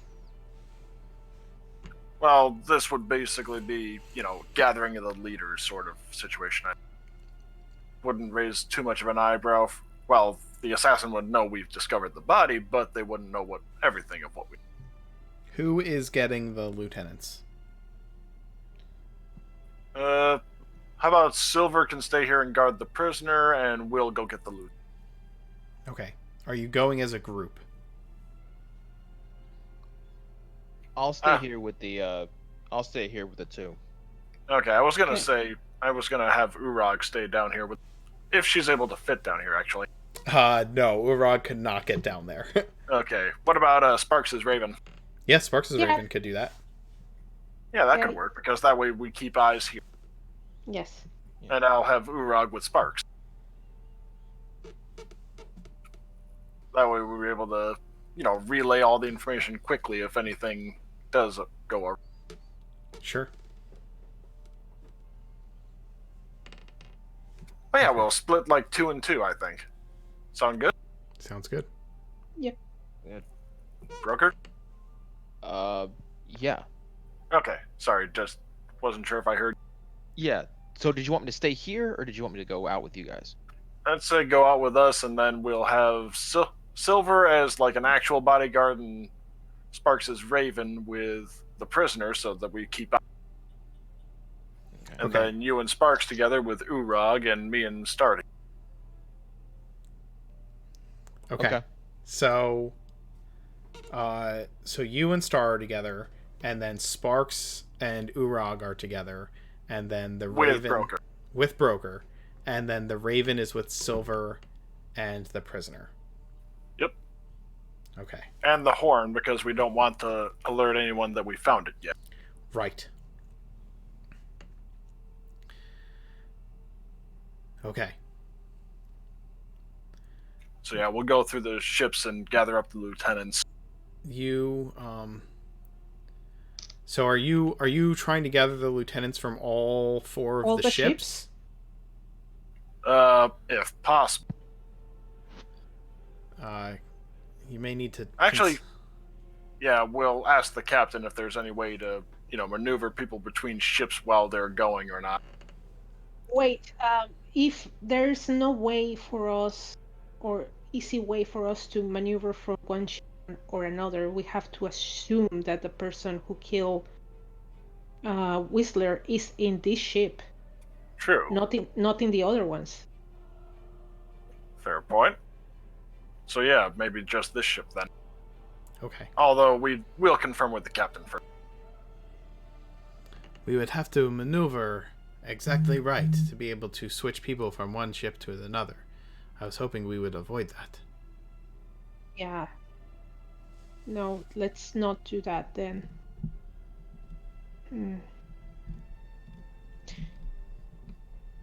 Guys, do we recognize all the faces that are on this ship? I mean, you do the best you can with the sailors. I have an idea. Guys, how many times can you use Zone of Truth? I've got 3 more abilities. Okay. What about... Or no, one more. Alright. How many people can be affected by the Zone of Truth? Anyone within that 15-foot sphere, so we could rotate people in and out. How many people do we have on the ship?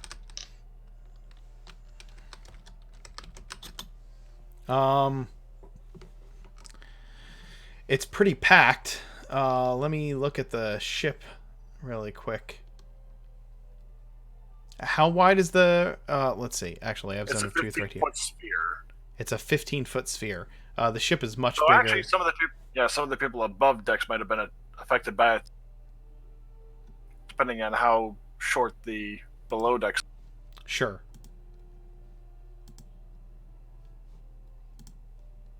And they would likely be royally confused. Yes.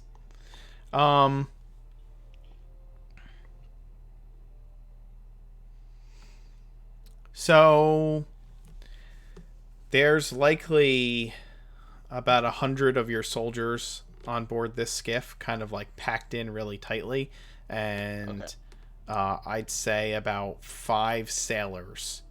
How many of them can we fit within a 15-foot radius? And it does last for 10 minutes, so we can kind of rotate people in and out. Right. But I was thinking lieutenants for right now, because that way we can fill them in and get them to put their ears to the ground. Let's look at a 15-foot sphere, and let's see. That's... So yeah, 15-foot radius all the way around. Yes. So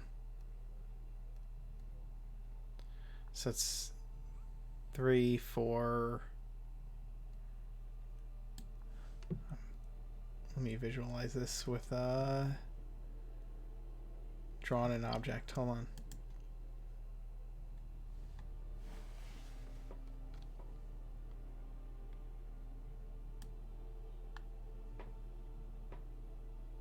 Here's a thought. We need to be able to not only talk to them, but be able to physically separate the people we have talked to and the people that we have not talked to yet. Yeah, and you can... Yeah, because if he or she can transform, then we can talk to person A, be fine, and then the assassin can turn into person A, and we think he already talked to that person. Well, that shouldn't be a problem. With Zone of Truth, Gaz should be able to know who is letting it happen or not. No, what she's saying is, if you gather everyone into a Zone of Truth and then they disperse, if you're not keeping an eye on everyone who was just in the Zone of Truth, then and the assassin can transform their appearance, then they can just make themselves look like someone who you already spoke to. That's a good point. Crap. That's what she's saying. True. And you can fit about, I think, 21 people into a Zone of Truth at one time. 21 people. You can probably pack like 25 people in if you pack them in tight. You know what I mean? Right.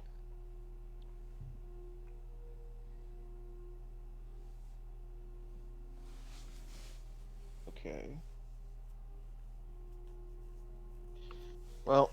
And Star is here now.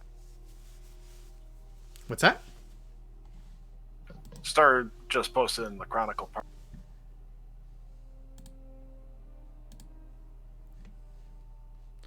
I see.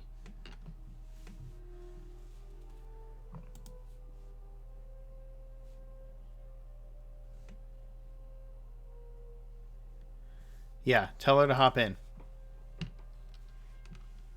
All right, cool. Get the whole gang going. Okay. All right, Or what so remains. all right, let's take another short break while she's getting herself situated, and you guys can discuss what you want to do for a hot minute. And Okay. I will be right back. I'm going to go use this opportunity to use the restroom. I'll be right back. Okay, so what I'm thinking is if they all line up in a specific way, right? Well, first we got to talk to the other lieutenants. If they all come back clean, I was thinking we could line everybody up in a certain way. If that way, if even if that person does transform, they should still be able to stay in that position. And since you would know would be who would let them have the zone of truth on them, you know what I'm saying? Does the skit has a higher point? I like, can someone be on higher ground and keep an eye on everyone and trying to keep track of people? Because if we talk to the lieutenant and then we send them out to gather, how do we know that from that point onwards the lieutenants are?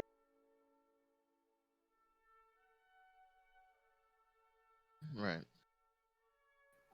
And it might not be one of our numbers, it could be one of the captains. Of the captains, yes. Right. And the other thing that we have to think about is why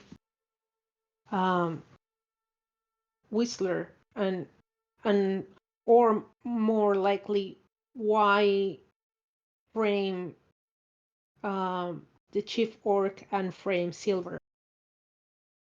Well, just misdirection, because if we hadn't dug in, we might have just been convinced that the York chieftain managed to escape his bonds and reshackled himself while keeping a trophy just to get us to kill. And then framing Silver is to make us distrust our own. Is that the reason, or the reason is that the orc is so guarded that he could, and they were wanted us to assume that he did it, so we will kill him?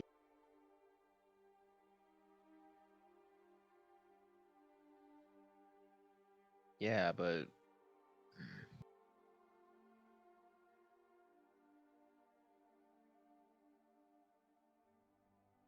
Definitely a way to cover their tracks, at least. Yeah, yeah. it's been very careful.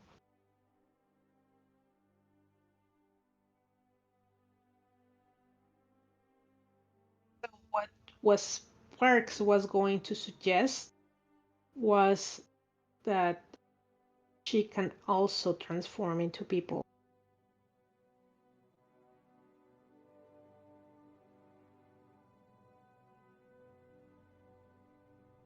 If we need someone else to be discreet. Yep. Hey, Hi, I'm here. Sorry. you get a new mic Yay! or a new headset?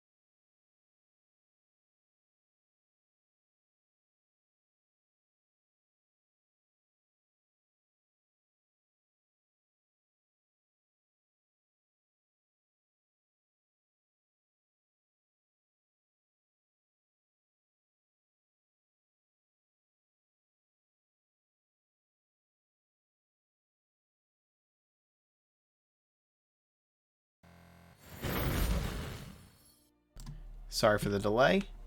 Just so you all know, Star has joined us now. So we are a full complement of players at the moment. Hoi. Star, you haven't jumped in Roll20 yet, have you? I am in it. Oh. That's weird. Yep, she's here. Yeah, she's here. That's very strange. Refresher thing, maybe? Because I'm definitely in here. Yeah, I'm seeing her in here. Yeah, hold on. Let me try to roll something for you. Oh, there we go. There we go. It's showing up now. Sorry about that. There you are. Yay. All right. All right here.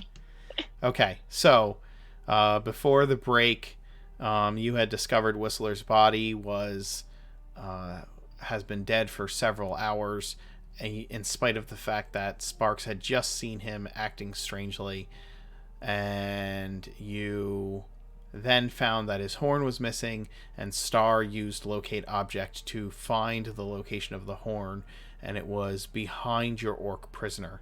Your orc prisoner told you that one of your lieutenants, Silver, one of the trusted lieutenants, had placed the horn there. In order to find out whether his story was believable, you found Silver, brought him below decks, cast Zone of Truth on the both of them, and asked them both to be straight about how the horn got there. Silver said he didn't place it there, and the orc chieftain said that he did. Both of them were telling the truth. And now you are kind of standing there discussing what the next step is, determining whether or not you should go look for the lieutenants. You decided that you would split up into groups of 2 to go search for the lieutenants, while keeping the prisoner watched by both Silver and the Raven familiar of Sparks. And that's where we left off.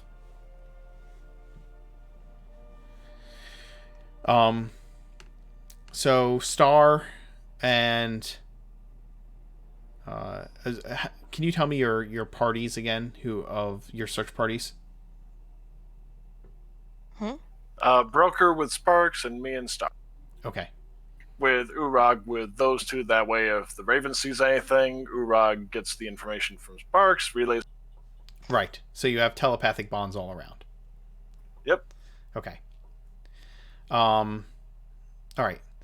There are 2 other lieutenants on board this ship. There is Jester, who is a gnome bard, and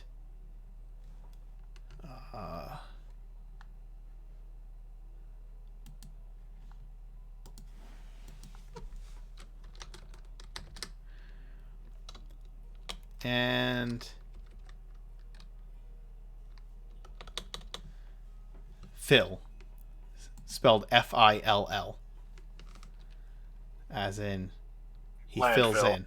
What's that? I was thinking landfill. Yeah, exactly, like landfill. And he is a robust dwarf of a rather bit of roundness, and he is a fighter. Those are the 2 other lieutenants you have aboard this vessel. Oh yeah, and we also determined that you couldn't reasonably make a jump from one ship to the next, not without some serious luck. Not without some maneuvering. Like, the ships would purposely have to line up so you could do gotcha. that. So yeah, there would be no incidental taking advantage. I don't. It would be noticed if someone leapt from one ship to another at an opportune moment. It would probably be noticed, considering how packed together all the ships are with people. Also, I have a passive of 22, so I'm just keeping just a look around to see if there's anything hiding in the shadows and stuff like that. Sure. Do you bring your lieutenants below deck? Or Yep, into the what's zone of truth. that's the plan, right? For Okay. the moment, yes. Okay. That's the one part of the plan we could agree on. Yeah. All right. The group of you return back down below deck with your 2 lieutenants. And Silver and the orc are there.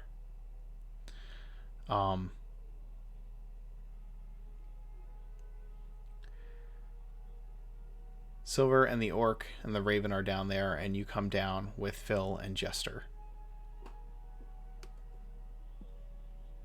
You cast the Zone of Truth. Well, no, it should still be up as long as we've okay. been within 10 minutes. Right, that's right, because you're using, it's a concentration spell, so that's fine. So the Zone of Truth is still up. Do you walk them through the same motions that you did with Silver? Probably, yeah, like in terms of like when did you last see... Yeah. We can just go blunt with it. Did you kill or have anything to do with Whistler's death? Both say no, truthfully. And then we would fill them in on what happened with Whistler. Actually, have we done anything with Whistler's body, now that I'm thinking about it? I don't think you have. I'll go Probably back not to great. Would you have done something with Whistler's body? Let's do it that way, okay?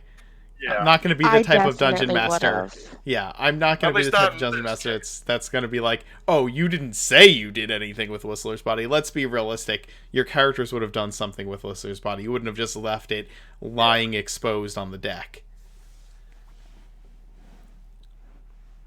What did you do with Whistler's body? Possibly consulted with the captain and maybe made arrangements to take him to the cabin. Okay.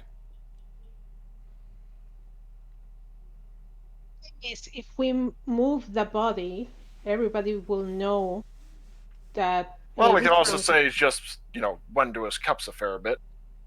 I'm sure it wouldn't be the first time he's been passed out drunk in front of everybody. Knowing Whistler, probably not. But I can do this. Let's see if I can try to cast for y'all.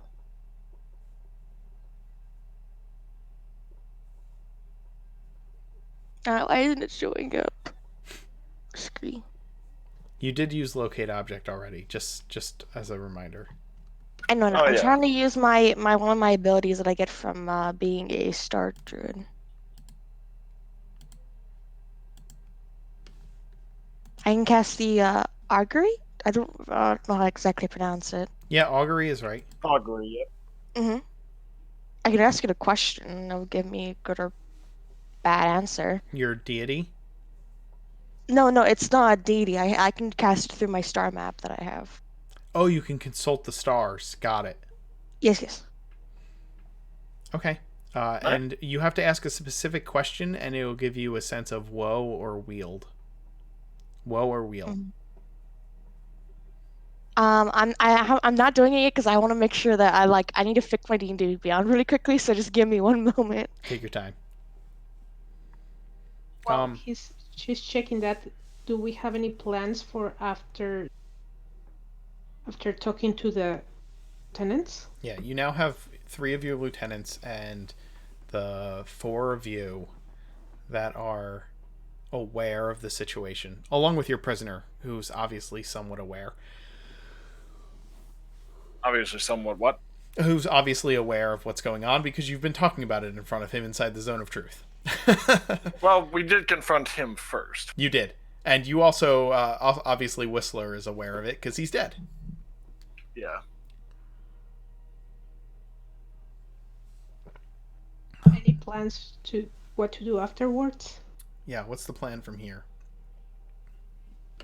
Well, we could do the split people up into groups of 21 and just get them through the Zone of Truth, ask them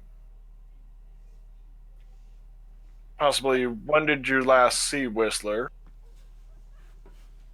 Or, yeah, that's where I'm stumbling on, is like, what question should we ask precisely? I mean, if they're in the zone of truth, you can technically just ask them, "Did you kill Whistler?" Yeah, that's what I was thinking. Or actually, probably before bring them into the zone of truth.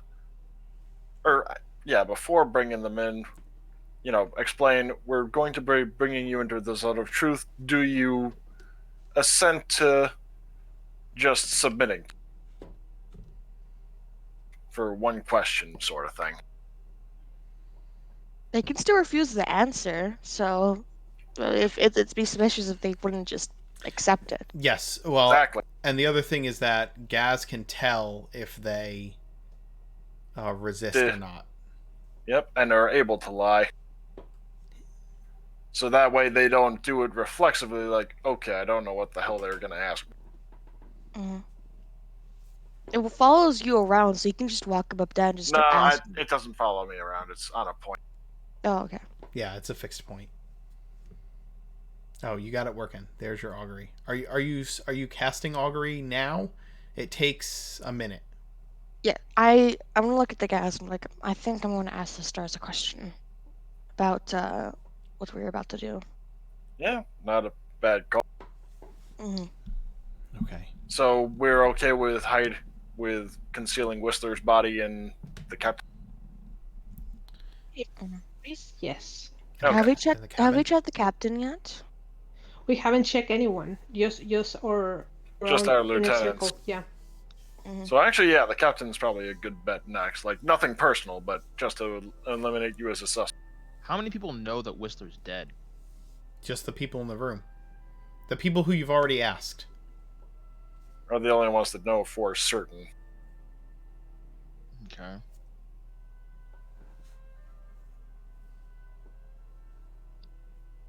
I'm Well, going to That we're ask. aware of, anyway. Sorry. Okay, sorry. Now I'm gonna ask the stars the question now. And, what's the kind of word I can make? The It stars. doesn't say. So you cast. Um, so by consulting your star map, right, and consulting the stars, uh, you receive an omen from an otherworldly entity about the results of a specific course of action that you plan to take within the next 30 minutes. And then the dungeon master, me, chooses one of the following possible omens: wheel for a good result, woe for a bad result, or wheel and woe for both good and bad results, and nothing for results that aren't especially good or bad. The spell doesn't take into account any possible circumstances that might change the outcome, such as the casting of additional spells or the loss or gain of a companion. If you cast the spell 2 or more times before completing your next long rest, there is a cumulative 25% chance for each casting after the first that you get a random reading. And then I would make a roll in secret and give you something random. So, you can consult the stars and ask them specifically about a course of action you are about to take in the next 30 minutes to determine if it will turn out well or turn out poorly. Mm-hmm. If we go upon this course of action of rooting out the assassin within our soldiers, specifically the lower ones, will we find who we are looking for?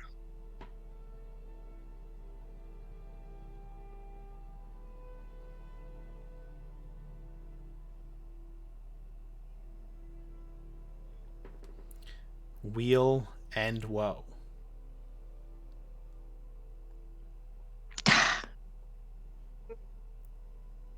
Could it maybe be not just among our soldiers?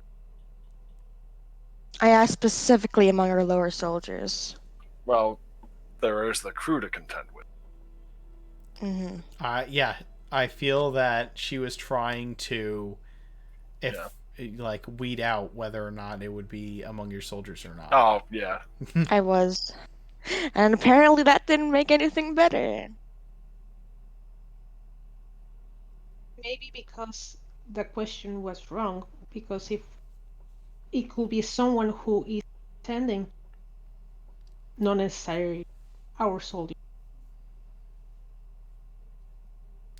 I mean, will and woe could mean a lot of things. Maybe you check through all of your soldiers, and the good thing is it's none of them, but the bad thing is you still don't know who it is. Yep.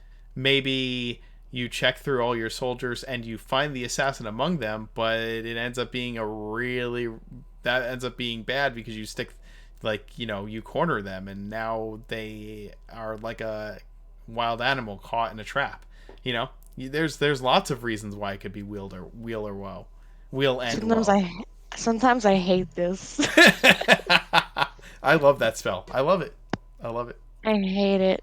Because it's like it's never going to be used for anything really good. That's not Then true. How about maybe, since only we know that Whistler is dead, maybe we can find a way to convince the killer that Whistler is still alive. Yeah. Sparks suggested disguise, right? Yeah. We can parade around Whistler and we can all just take a look to see who reacts the most shocked or like different about it. Complete with the horn at his hip. Sparks, you said you were able to transform into.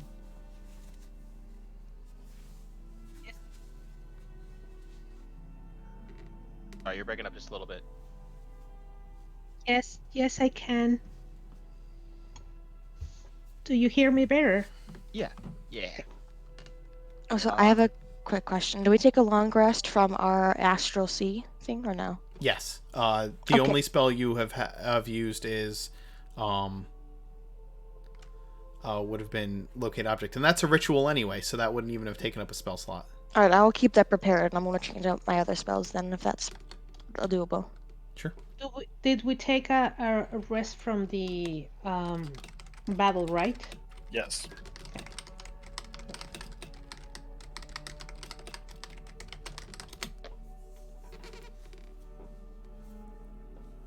Alright, so if Sparks, you can transform into Whistler, then the rest of us can walk around, and if anybody spots something different, one of us will blow the horn. Quick question. I like the idea of me parading around, pretending to be Whistler. You will know that it's me, but how will I know any of you? We'll take a look around for you. I'm sure we can find, at least from all of us, we can No. find some. But how do I know you are you? Oh, okay, I got it. We can just go through the Oh, whether zone of or it might truth. be someone's assassin, I Right. think is the question. Since they can Yes. transform, I Exactly. take a dagger and I kind of carve like a little bit of an X into my hand. Okay. So, and then I just take a little bit of my blood and I just kind of make an X on everybody's hand. Oh, but okay. Little extreme, but now we'll at least know which is which. I'm pretty sure someone might have inking supplies. Yep. How will they know that we mark ourselves? That's the idea. Oh, so before the long It'll be rest, something they won't replicate. did we know about this happening or no? No, this happened. You guys discovered this after the long rest. Okay. So I know what this spells I need to do. Yeah, absolutely. Yeah, that was my initial reaction, was maybe he'd gotten hurt during battle.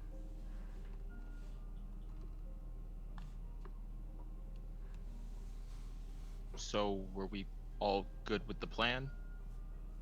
Yep. Mm-hmm. All right, Sparks. Oh, you'll probably need his clothes, right? Or does that I don't know how that whole thing works. Nope. I can be him. What I'm going to do is I'm going to go to the cabin as myself and then get out of the cabin as Whistler. Because we parade him, taking him into the cabin. So if I appear from here, it's going to look funny. Okay. So, of the people who know what's going on. Oh, before we start, we should probably have the lieutenants all stay in the with the prisoner. Okay, so all the lieutenants are staying with the Orc War Chief. Makes sense. Okay. And the four of you are marking each other with Broker's blood. with Broker's blood on your hands. Which is probably very unsanitary, but it's fine. It's I have fine. the same comment. Yeah. Everybody now has bloodborne pathogens. Congratulations. We're all I 6 know, feet we away, have right? a blood pact with each other now. Let's go. And I did cast Bless on. Oh, wait a minute. Only 1 minute. Never mind. I'm gonna give Sparks the help action. Okay, that only lasts a round. So, No. yeah. If she's just gonna walk in there and change her appearance, it'll be fine. Like, that's her plan. Okay. Okay, so where is everybody going while she goes and walks into the captain's cabin? I'm like hanging around outside, just doing my normal stuff, probably just taking my rounds and just making sure that everyone's doing their job. Okay. I'm gonna be scanning the area for any more hints or clues. Me too. Yeah, keeping an eye as well. Using my passive. Yeah. Gaz? Actually, we should set up. Yeah, like we'll tell the lieutenants beforehand that, don't even listen to us unless we show you the marking on the back of the. Okay. But- If I knew about this, I could have got moved I'd me. probably be standing somewhere near. Like, I'll try and place myself away from the others so that me and Urag in a different place. That way we can do perception checks separate. And I think Sparks' Raven can do a perception check too. That's true. Thanks. So Okay. Sparks. You go into the quarters to change, and did you inform the captain that you put a body in his quarters? well, I asked that. Yeah. Like, Well, that was Gaz's no. suggestion too. Like, Did- we did talked we- to the captain. Did we told him that he was dead, though?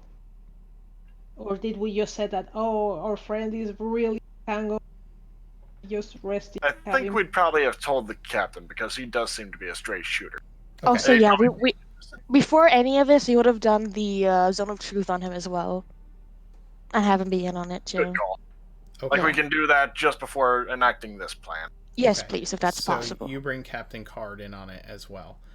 So Mhm. is Captain Card? What do you want Captain Card to do? What do you want him to do? Keep an eye out as well if possible. Yeah, Okay. but did he pass his zone of truth test? He does. Yes, he's been up on the Okay. pilot. He tells you he's been up on the pilot's deck all day steering the ship. Okay, good. Okay, so you kind of have him do the zone of truth thing, and then dismiss him to go back to doing whatever it is he does as a captain. Does he know? Is he in on your plan to have Sparks parade around as Whistler? Yeah, we tell him everything because like he's our he's the captain. We kind of need him to trust us as well as him And on trust. top of that, we don't want him doing a massive eye take and running up to. Yeah. And is he marking? Are you marking him as well? Yes. Yeah, we better come on, let's do it. Okay. Blood pact buddies, let's go. All right. He will allow you to do it as well. Okay. Sparks, you enter into the captain's quarters. Is there anything or anyone in the captain's quarters So sides. so that the area where the captain's quarters is, there's actually three sets of rooms in there. There's like the captain's personal storage, there's his cabin, and there's Topaz's cabin in that part of the ship. There's a small hallway that leads that like runs between the three rooms. Whistler is in the storage area. Why is that so funny? I feel so bad. You guys are about to pull a weekend at Bernie's, so I don't want to hear it. Whistler is in the captain's storage, and you go into the captain's quarters, and it is. What's your passive? Passive for what? Your passive perception. 17. 17. Your passive perception is a 17, huh? Yep. Well, Nice. Oh, no. yeah.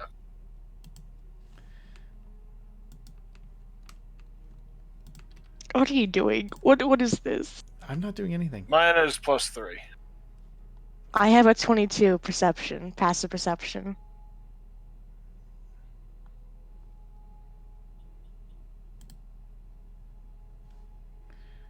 Okay. That's good to know. Oh no. Oh no. No, I'm dead, guys. No, I'm sorry, Sparks. Wait, you must be can the I get rid of the health sacrifice.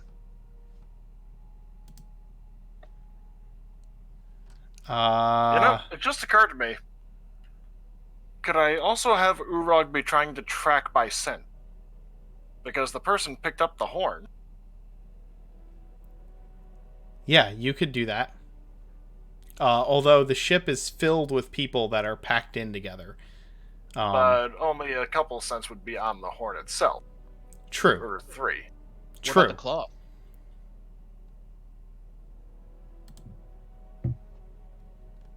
So she can make one with advantage for perception.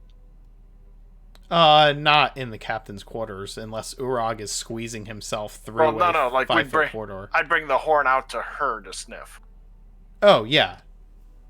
before enacting this plan. Okay. You bring the horn out to her to sniff.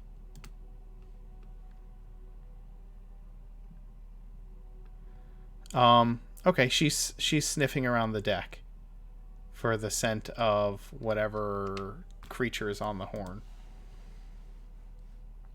Sparks, what's your armor class?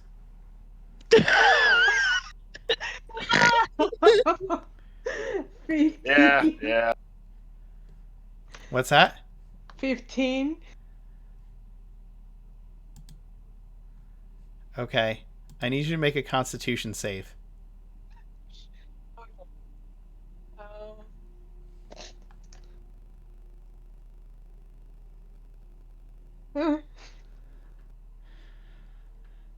It's not a save, but I don't think you have a plus to your save anyways. No, I don't have anything. Oh no. You go into the captain's quarters to change your appearance, and you look around the room and are confident that you are in there alone. You walk over to a mirror and adjust your cap, and your mirror image does not adjust to its cap, and you realize that it is just a pane of glass. But you realize a moment too late as the figure behind the glass steps around it and stabs you in the stomach. You take you're going to take 7 points of piercing damage and 30 points of poison damage, Oh, I'm dead. I'm dead. and 13 points of sneak attack damage. Yeah, I'm dead. I'm not even And- going to calculate that. I'm so dead. Well, you might be down, but not dead. Wait, how much is that? Wait, can you tell me how much that is again? Yes. So it's a total of 20 points of. Well, it's a total of 20 points of regular damage between the piercing and the sneak attack, and then 30 points of poison. 50 points in total. Oh no, you're not dead yet. You're almost dead, but you're not dead. Okay. I just mostly did the dead. calculations. Yes. If they did 6 more points, you would have been dead. I just did the calculation. The assassin then makes her second attack against you. And can you make another Constitution save? Sure. That's 2 deaths. That's 2 death saving throws right there. Well, I mean, she doesn't have to make a death saving throw. She's just at 0 right now. The assassin, confident that the poison will run its course through the unconscious form,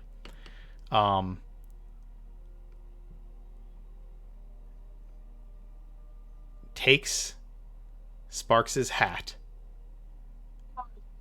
puts it on, No. and then walks out of the captain's quarters as Sparks and steps out onto the deck. In I that am case, immediately attacking a whole person. Immediately whole person. yeah, I was gonna My say, in raven that case, freak out? Can my raven freak out? Yep, your raven can. Well, raven familiar is a spectral animal, so I have to check and see if it would still if it would pop out of existence when you go unconscious. I don't know that it would. which is actually a good reason as to why we would have you there. I don't think it does. I don't think it does either.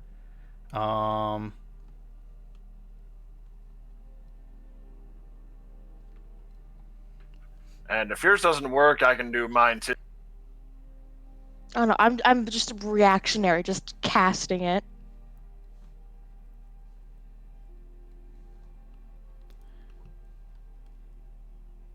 Yeah, five familiar should be It doesn't able to. say anything would happen to the familiar if you go unconscious.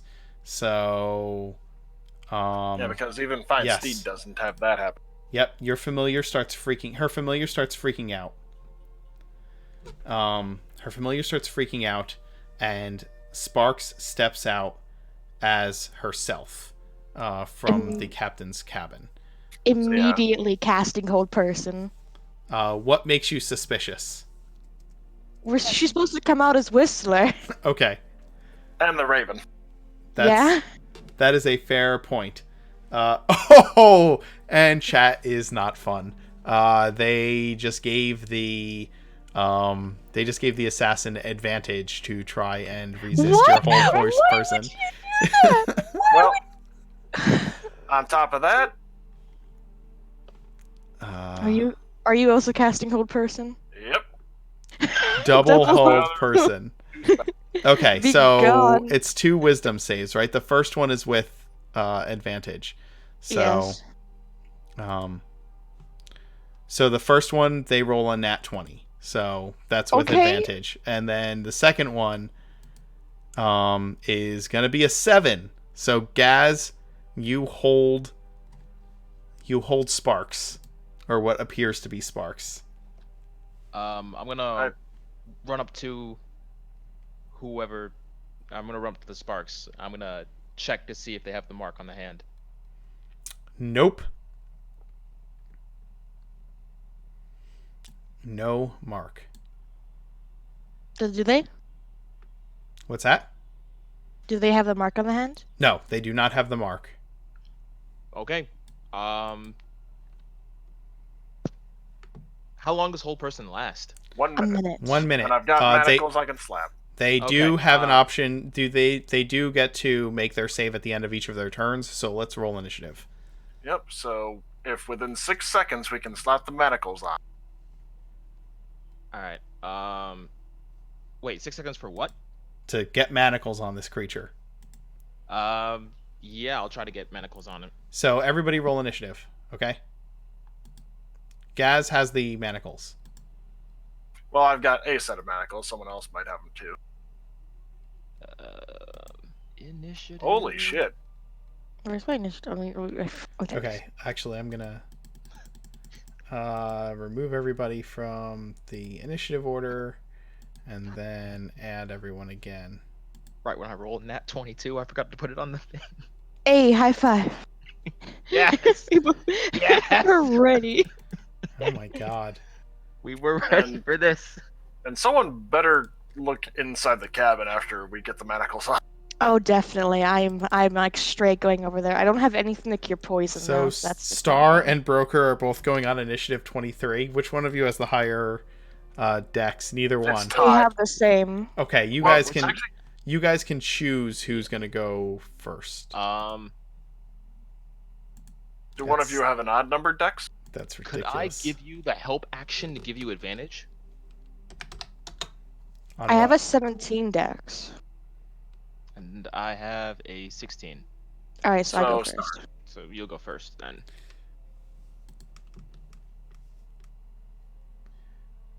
I'm gonna add Sparks. Roll initiative for me.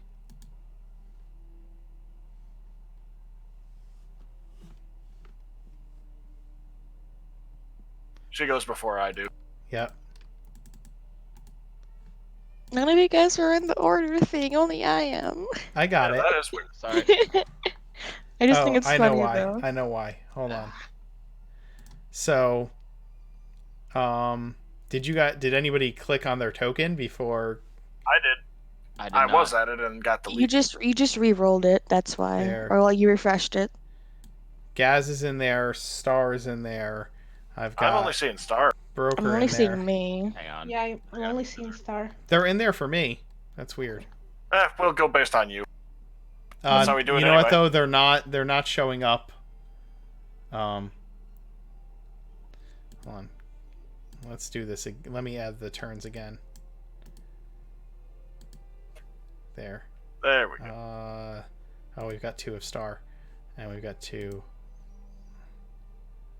Oh yeah. There we go. So, all right. So 23 here.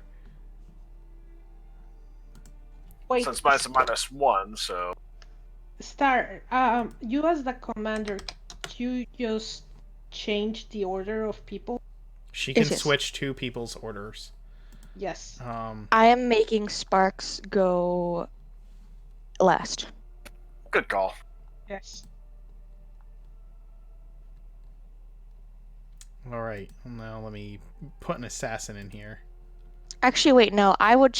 No. I changed Gaz to go first. I changed him with Broker, so he can slap those manacles on instantly.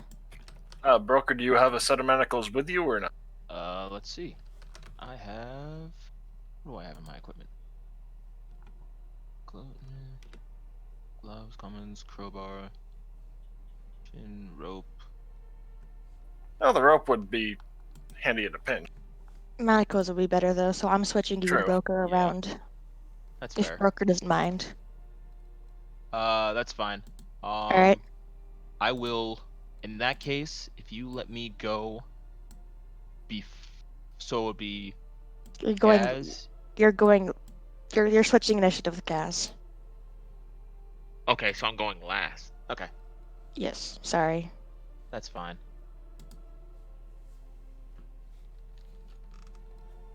Now the question is, how far Damn. am I from Wait. the assassin? Let's check. Although the deck itself is only like 50 feet, right? The deck itself is only like, yeah, I believe that's correct. Only about 50 feet. You'd only be Okay. like 10 feet away. So yeah, Or 15 Urog, at most. like even if I'm not close enough, Urog could easily get me. Urog could easily get you there, yes. So, who's switching initiative orders here? Gaz and Broker, or you Gaz and and Gaz? Broker.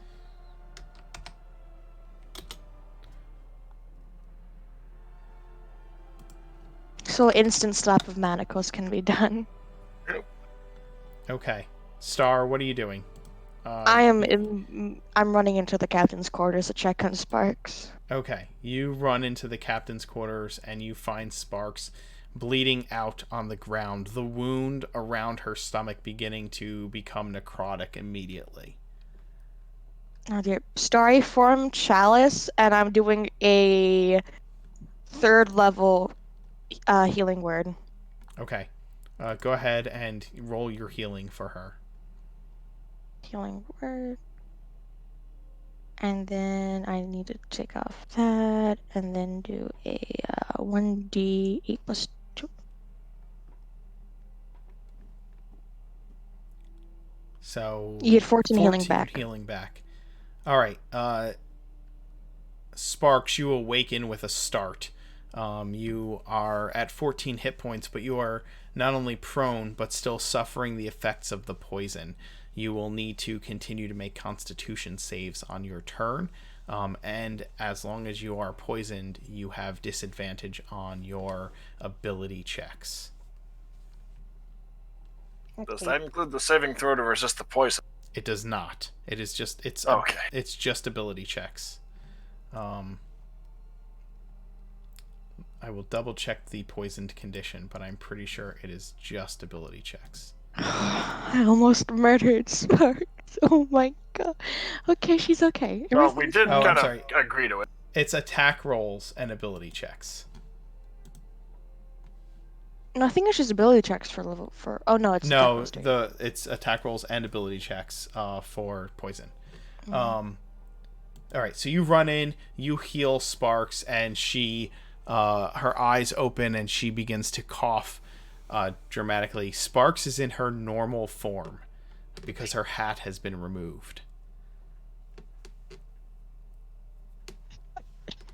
Discussion for later. Yeah. So, yeah, Gaz will get on Urag as she runs by, swoop up to the fake Sparks, and slap the manacle. Okay. All right, you manacle the creature, and its eyes go wide in spite of the rest of its body being rigid. Sparks, please make a Constitution saving throw.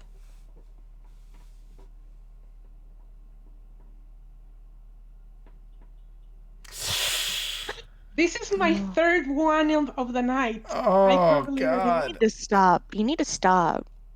I need to smudge myself. The Dice Gods just want you dead.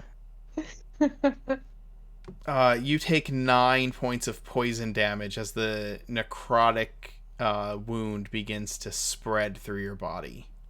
I will say, at least that wasn't a death saving throw. That is yeah, true. definitely. You'd be like kind of dead, I think. Sparks, what are you doing?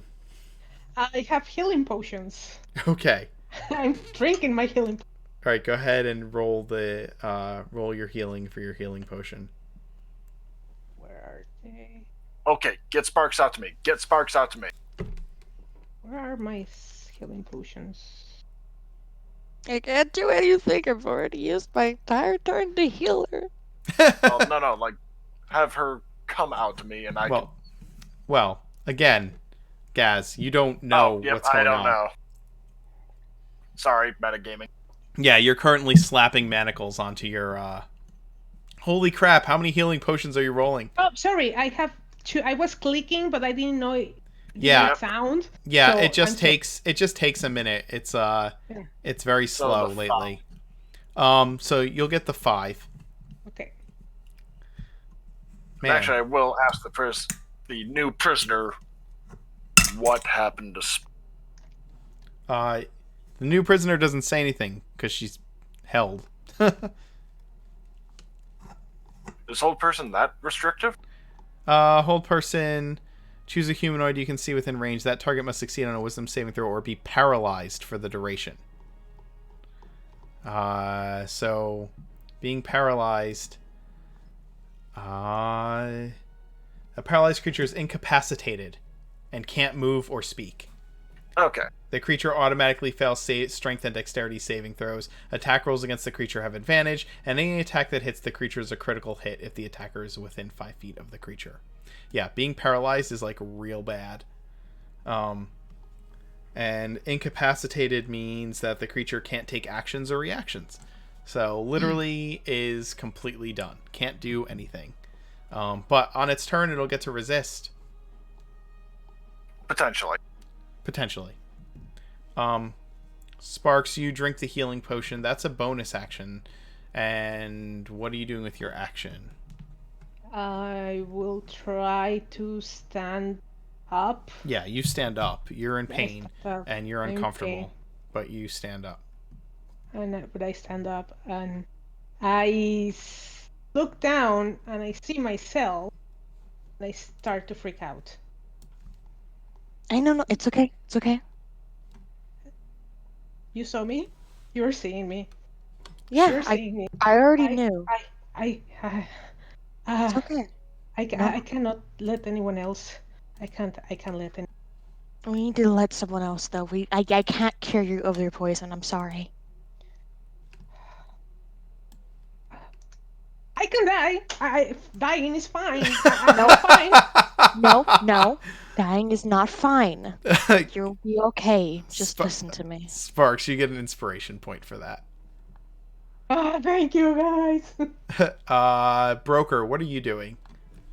I will take my rope and I will wrap it around this person. Okay, so it is manacled and then tied up around it as well.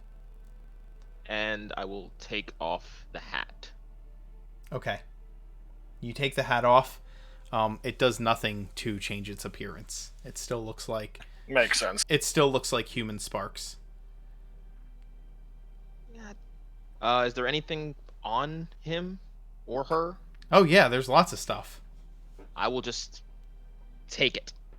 All of it. You take the hat. I don't think in 6 seconds you have enough time to start taking everything off it, but you definitely can take the dagger, one of the daggers that it has on it. Whatever is the most important. Okay. Well, it has a number of... Actually, it has a short sword and a light crossbow on it, so you can choose which one you want to take. I will take the short sword. Okay.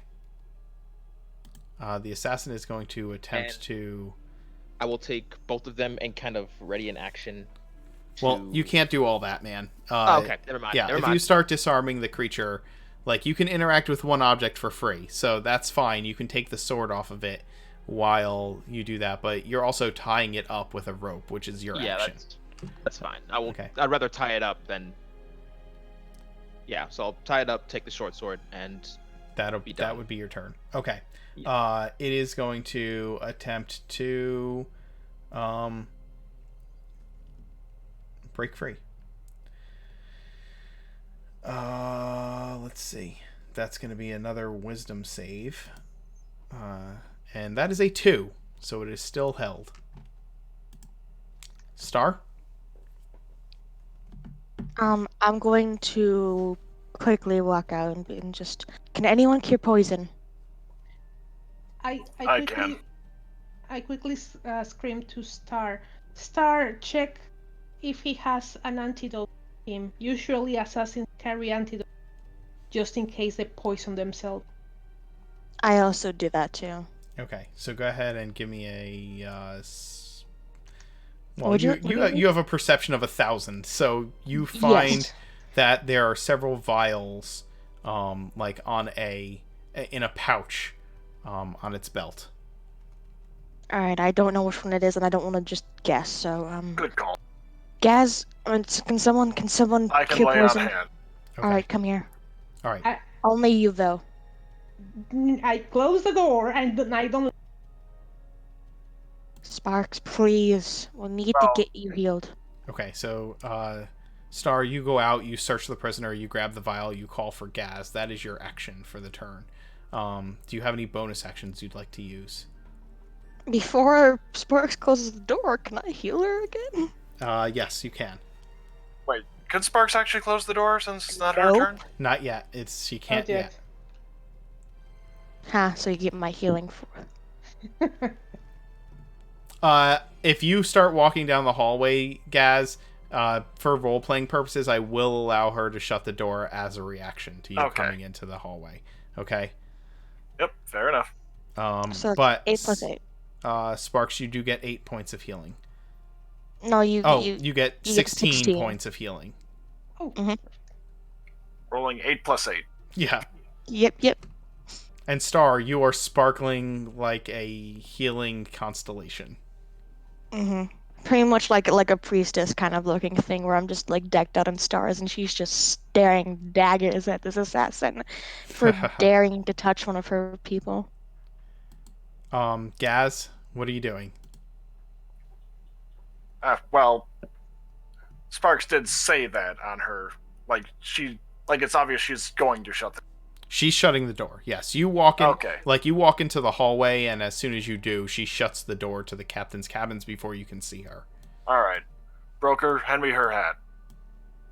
I hand him the hat. Wait, do you know what a hat is, though? You Well, don't we know it got taken from you, so if someone in panic, give them something comfortable. It might be your security blanket for all I know. Oh, But also, the first thing that broker did was remove the hat from the assassin. Okay. So, do you So- have the hat? Yeah, I'll approach the door and just mention, I have your hat. Okay. Give me your arm so I can hand it to you. I can't do that. I extend your hand and close your eyes. You have to swear to your eyes closed. And you have to Okay. swear to your God that you're not going to I'm not going to what? open your eyes.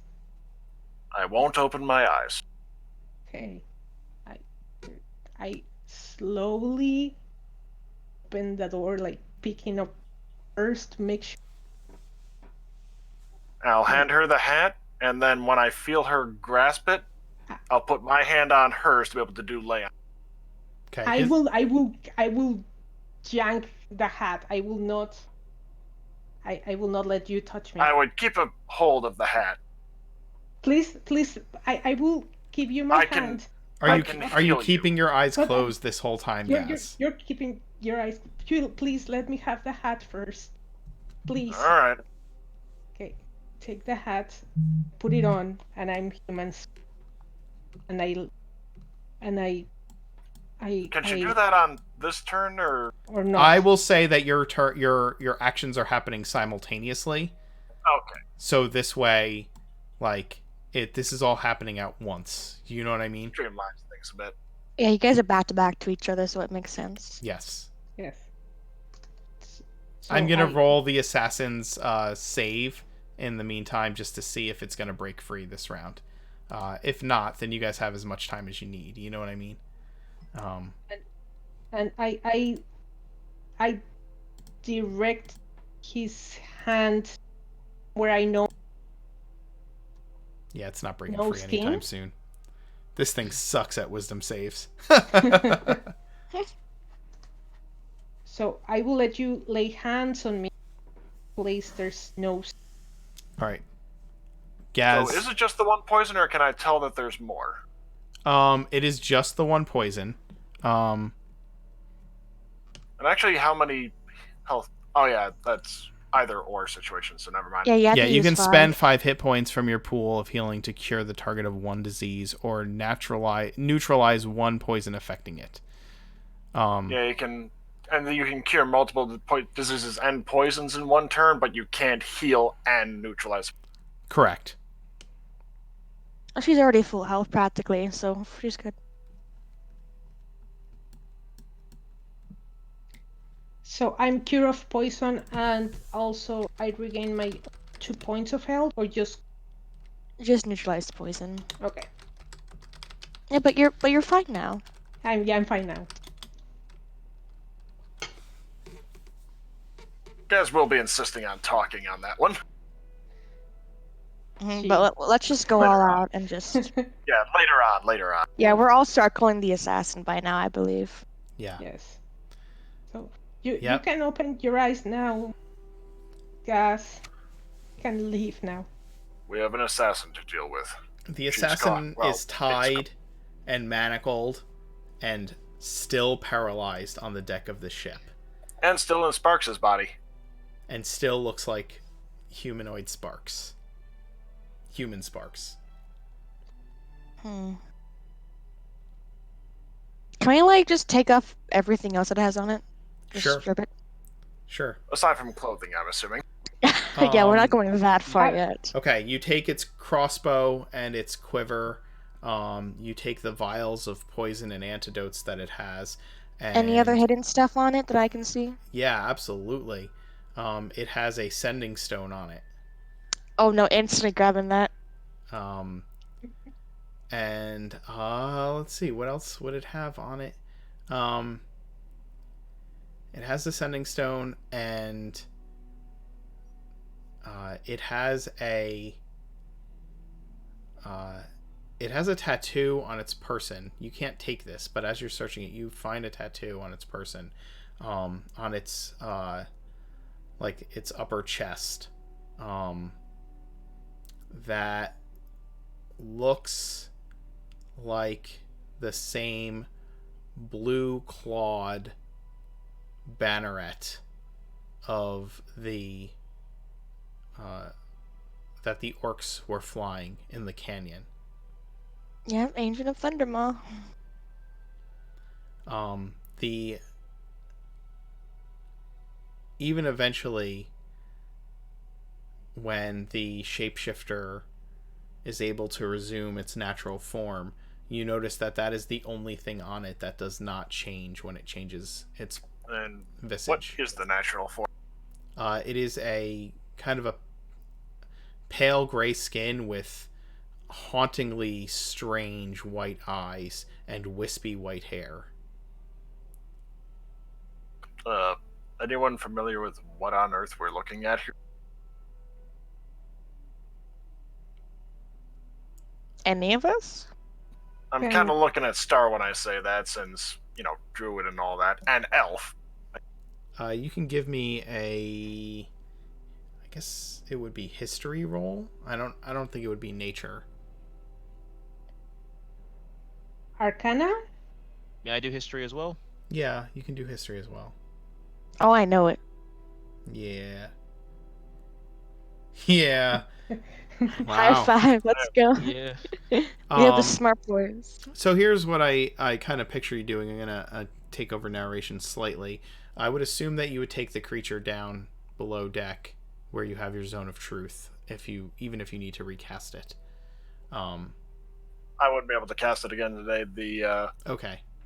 old person was your last spell? All right. for that level anyway. Okay. But concentration. So yep, old person. No zone of truth anymore. Okay. No problem. All right. Well then, what are you doing with this thing? Well, we got him dead to rights anyway. And I would, actually, when we bring the creature down, I'll just kind of look at the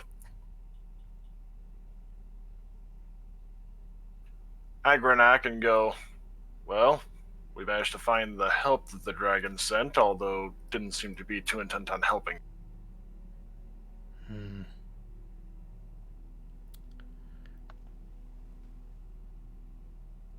When she sends My sympathies. When she sends that, it is not to help.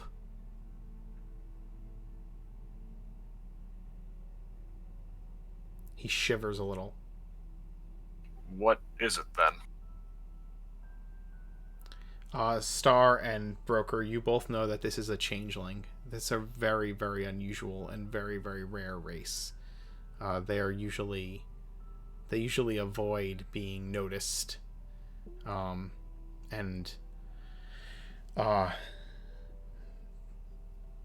there are not many of them in the world.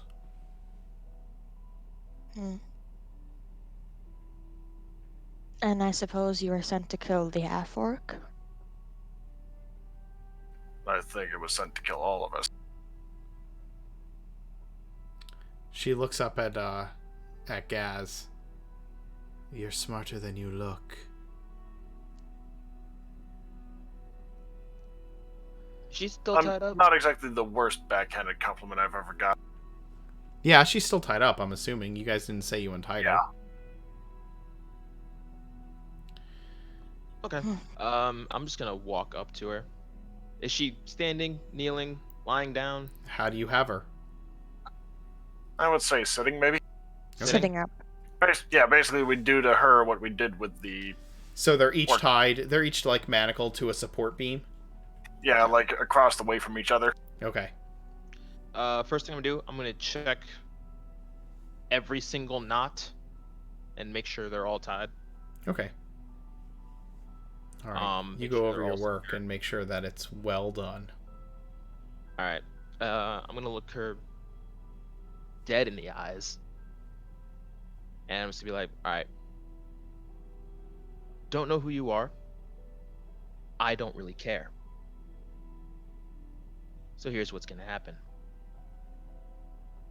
You're going to answer every single question that we have. If you're telling a lie, even if I think you're telling a lie, I'm gonna kill you. When we're done, maybe, just maybe, I won't throw you overboard. Do I make myself clear? Kill me. Either you do it now or you do it later. And if I tell you anything, I'm dead anyway. So you might as well just get it over with and slit my throat. We can offer you protection. She laughs. It's this weird, modulated laugh. It sounds like multiple voices laughing at the same time.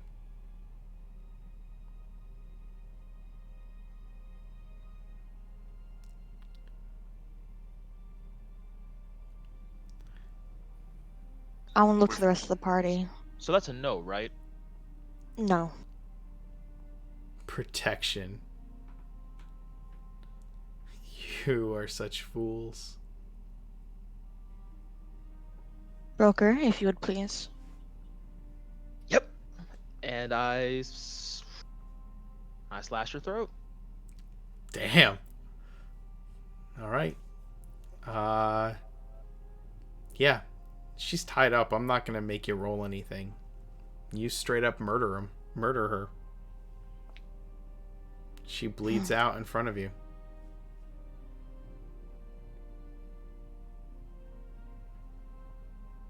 Why did we just kill a defenseless prisoner?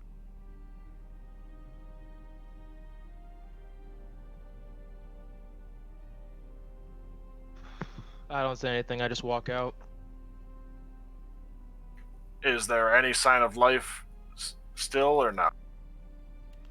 I mean, he didn't murder her. He didn't keep stabbing her until she failed every death save. In which case, Gaz will heal 1 hit point. Unless Star gives him a direct order not to. Yes. She almost killed Sparks. Then it should be my decision, shouldn't it? I can agree with that. I said gas, heal. And Thank you, Sparks. No. Silver, unless you wouldn't have Silver down there, Silver would chime in and say, she also killed Whistler. I'm extending a hand out to Gaz. No. You will not heal this thing that almost killed 2 of my leaders. Both of your almost deaths are on my head now.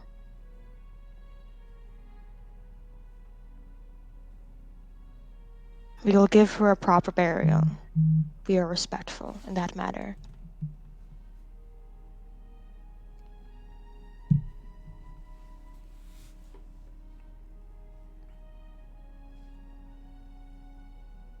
I just hope her soul finds something in the afterlife than she could find here. And Gaz just glares down at the floor where her blood's pooling. Undoes Agnorak's manacles to lead him further down towards the back of the hold and away from her body.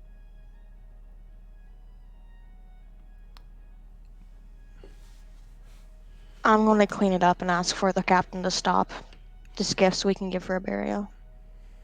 He does.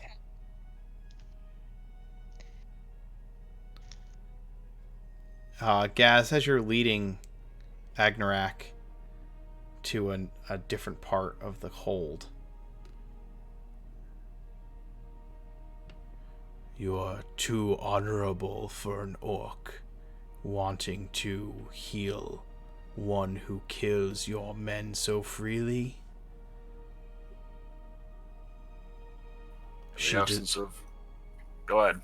She deserved that death. I know.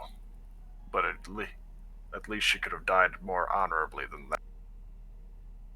True, she could have died in battle. Or even on an executioner's block. But not like that. Your sense of honor is strange. I would rather die in battle than die chained as a prisoner, even on an executioner's block. That would still be a poor death. With you, I think I would extend the courtesy of single combat. But I don't plan on doing that anytime soon, as you have a lot more honor than an assassin.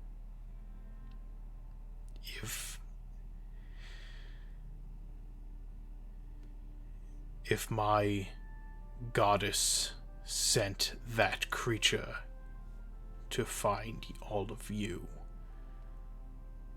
then she will not stop hunting you. You best throw those stones overboard.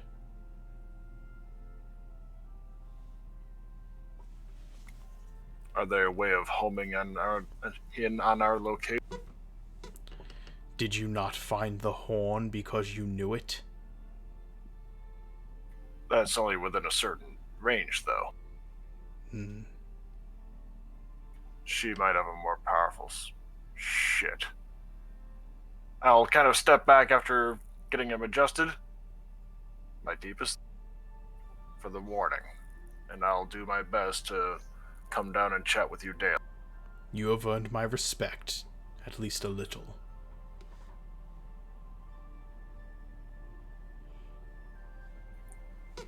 Out of character, with the, why did you think I wanted to have it? I genuinely didn't realize that could be used as a means of tracking. I know. I'm kidding. It's okay. Okay. I don't mind. I don't say any of this to be vindictive or anything. It's just like, please listen to me for once. There's a reason why I do things. But yeah, at that point, Gas would be his advice would be chuck the damn things over, have them lost in the astral sea.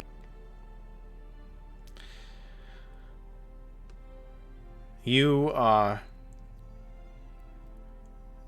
captain slows the vessels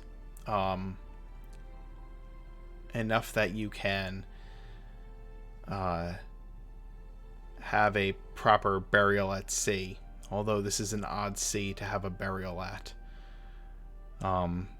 Gaz shares his concerns with you, Star, and you... And I'll bring Sparks in on it, since I know she was insistent. Mm-hmm. Okay. I break the one that I'm gonna throw the one that the assassin had, just with her. Okay. You lower the body down into the water and drop the sending stone in with it. And there's an eerie silence. There's always an eerie silence, but even deeper now. Broker is... I'd like to go back to Topaz. Okay. Also, before we do that, though, can I ask Sparks for the stone? Yeah. Sparks, please. She now wants us dead. Can I ask something? Of course. Go and ask. I have a question. Oh, wait, hold on. You're breaking up a little bit, so it's hard to know who you're asking what. Oh, I'm asking the orc chief. What about the Orc Chief? I want to ask him if is your goddess honorable? She sent an assassin, so Doesn't matter. Is your goddess honorable?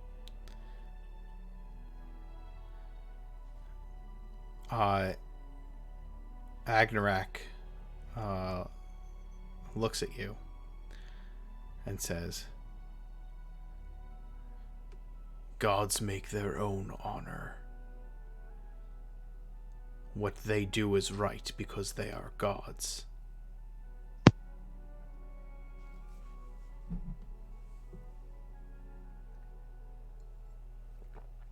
If she has decided you are worthy of death, is a god not free to send their avenging angel upon you?" I'm not, believe it or not, I'm not upset that she's still trying to kill. I don't hate her. I don't hate you. Even after 10 years crossing paths, I don't hate any of. I'm asking not if she's honorable after sending. I am asking you as her subject, as a T, do you consider her honorable? She is what she is. As for whether or not you hate her or me, I could care very little of that. And he closes his eyes and leans his head back against the pole that he is manacled to. Would you please leave me be? Certainly. My apologies. And I go upstairs and I'm going to ask Star, you want this into the sea, right? Yes. I will throw it to the sea. Okay. I just want to say something to her. Mm-hmm. You get out there. She wants to say something to the dragon, I think. Yeah. are you running that by Star first or no? Yeah, she's No, saying to I'm Star. telling that. I'm telling to Star. Oh, okay. Right. She Can I just ask? she just said to Sar, I'll throw it into the sea, but I want to ask her something first." Can I ask what you're going to tell her or ask of her? I'm not going to ask her anything. I'm just going to tell that there are two types of gods. Those who create and give, and those who only take away. Those who give have temples and are revered through the ages. They don't need to tease. They come on their own. They have everything they want and more. But those that only take are always cast away, and the only surviving that they have are from little people that have to sneak into cemeteries and basements. What type of god does she wants to be?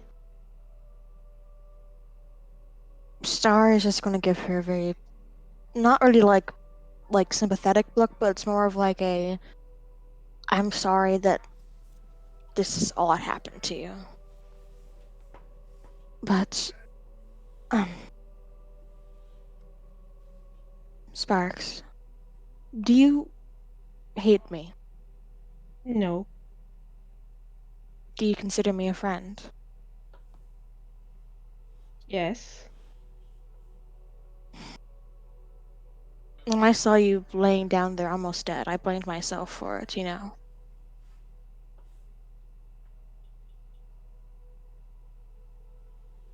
I'm sorry that you feel that way, but there's some talks that we need to have join because it's not about hate, Star. It's about ethics, philosophy, and politics. It has nothing to do with you.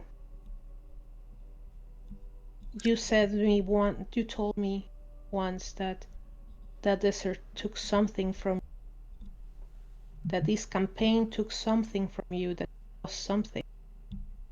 Isn't that right? Yes.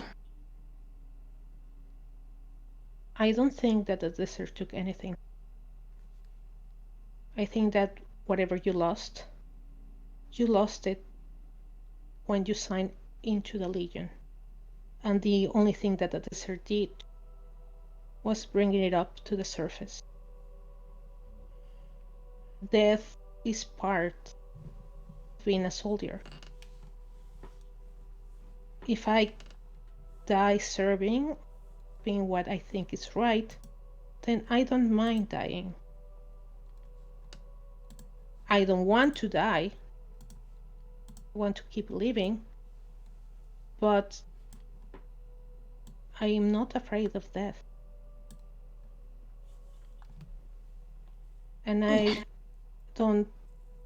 mourn those we lost, but all the soldiers that we, even Whistler, they all knew what they were signing in for. There were adults consenting into this. It's tragic that they die, but we are in a war. My concern, my main star, is how the Legion, that you just kill someone just like that, not even thinking of prying for information, trying to make a little more sense into things, trying to make a dramatic. No, you just kill first, and that's it. You just have different approaches. I don't know anything about this dragon, but what I do know is that we were sent into the desert for 10 years, and this dragon I already gave 2 sending stones to their people. Our people didn't send us anything. We could have gone back into Grover asking Captain Kurt to give us a lift, bring more resources, but they don't care. And I don't think you have realized what the campaign has been about. That's why I don't hate anyone. And about the dragon, well, if she wants to kill us, kill her. I just want to make me maybe be a little bit foolish, but I want to keep my ethics intact, and I want to try at least once to reach out, because it's the only thing we have tried yet. Star is just gonna give a small smile of approval. So you know my plights already. It took you long enough, but yes. I've been thinking all of this ever since I was made commander. I don't want to burden any of you with what I've been thinking of, with what's going to happen. But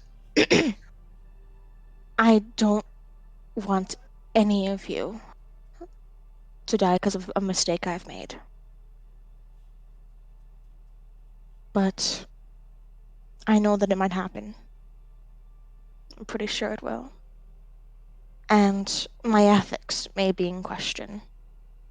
But don't think that I don't consider what I'm doing.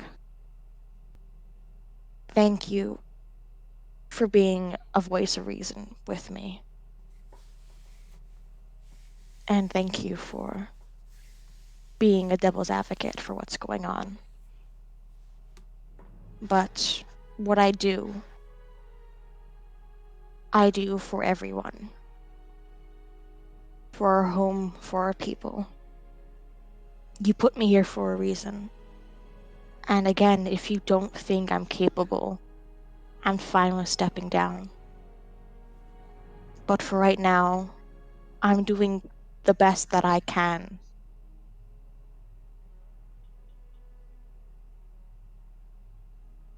But Sparks,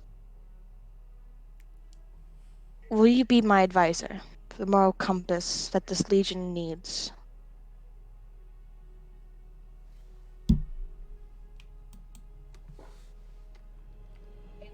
Down to my hands and we're asking a merchant to be your best.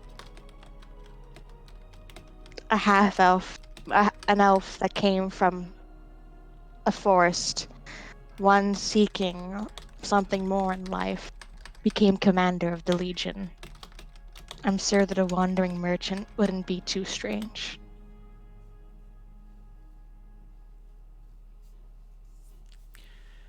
I'll do my best, but we probably are going to Have what? have a lot of arguments, you know. That's what an advisor's for. I'm not looking for someone to always agree with me. I'm looking for someone to always see the other side of things that I can't see. And that's why I need you with me.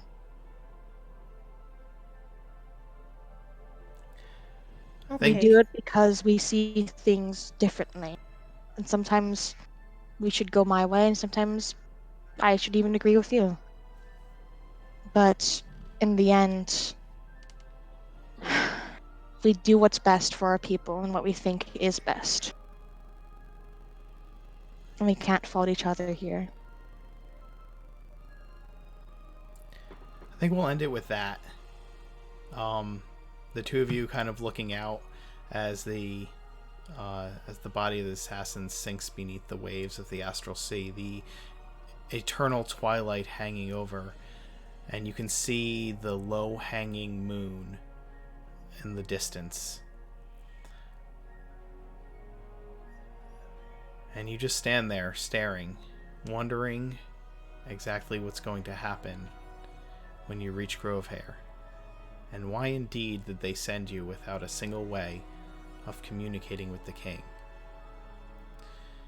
You guys can go ahead and reach 6th level. Nice. Oh, yay! And High five, let's go! Yay. and we'll pick up with you exiting the astral sea and returning to your homeland next week. Until then, everybody out there in Twitchland, thank you for watching and supporting the stream. Again, we have this game, Company of Fools, every Monday. I also have games on Tuesday, Wednesday, and Friday, and soon to be Saturday. So just check us out on those nights. If you enjoy what we do, consider supporting the stream either through a sub or through a donation or through my Patreon. All those things help us keep doing what we're doing. Tonight was an awesome session. Thank you so much. Oh my gosh, like I love the character development. Like Sparks and Star are like so different, but yet like that's the role of an advisor though. Like you need to have differing opinions. Why do I need a yes man? All right, guys, you have a good night out there in Twitchland. We'll see you next week. That's going to be helpful. Yeah.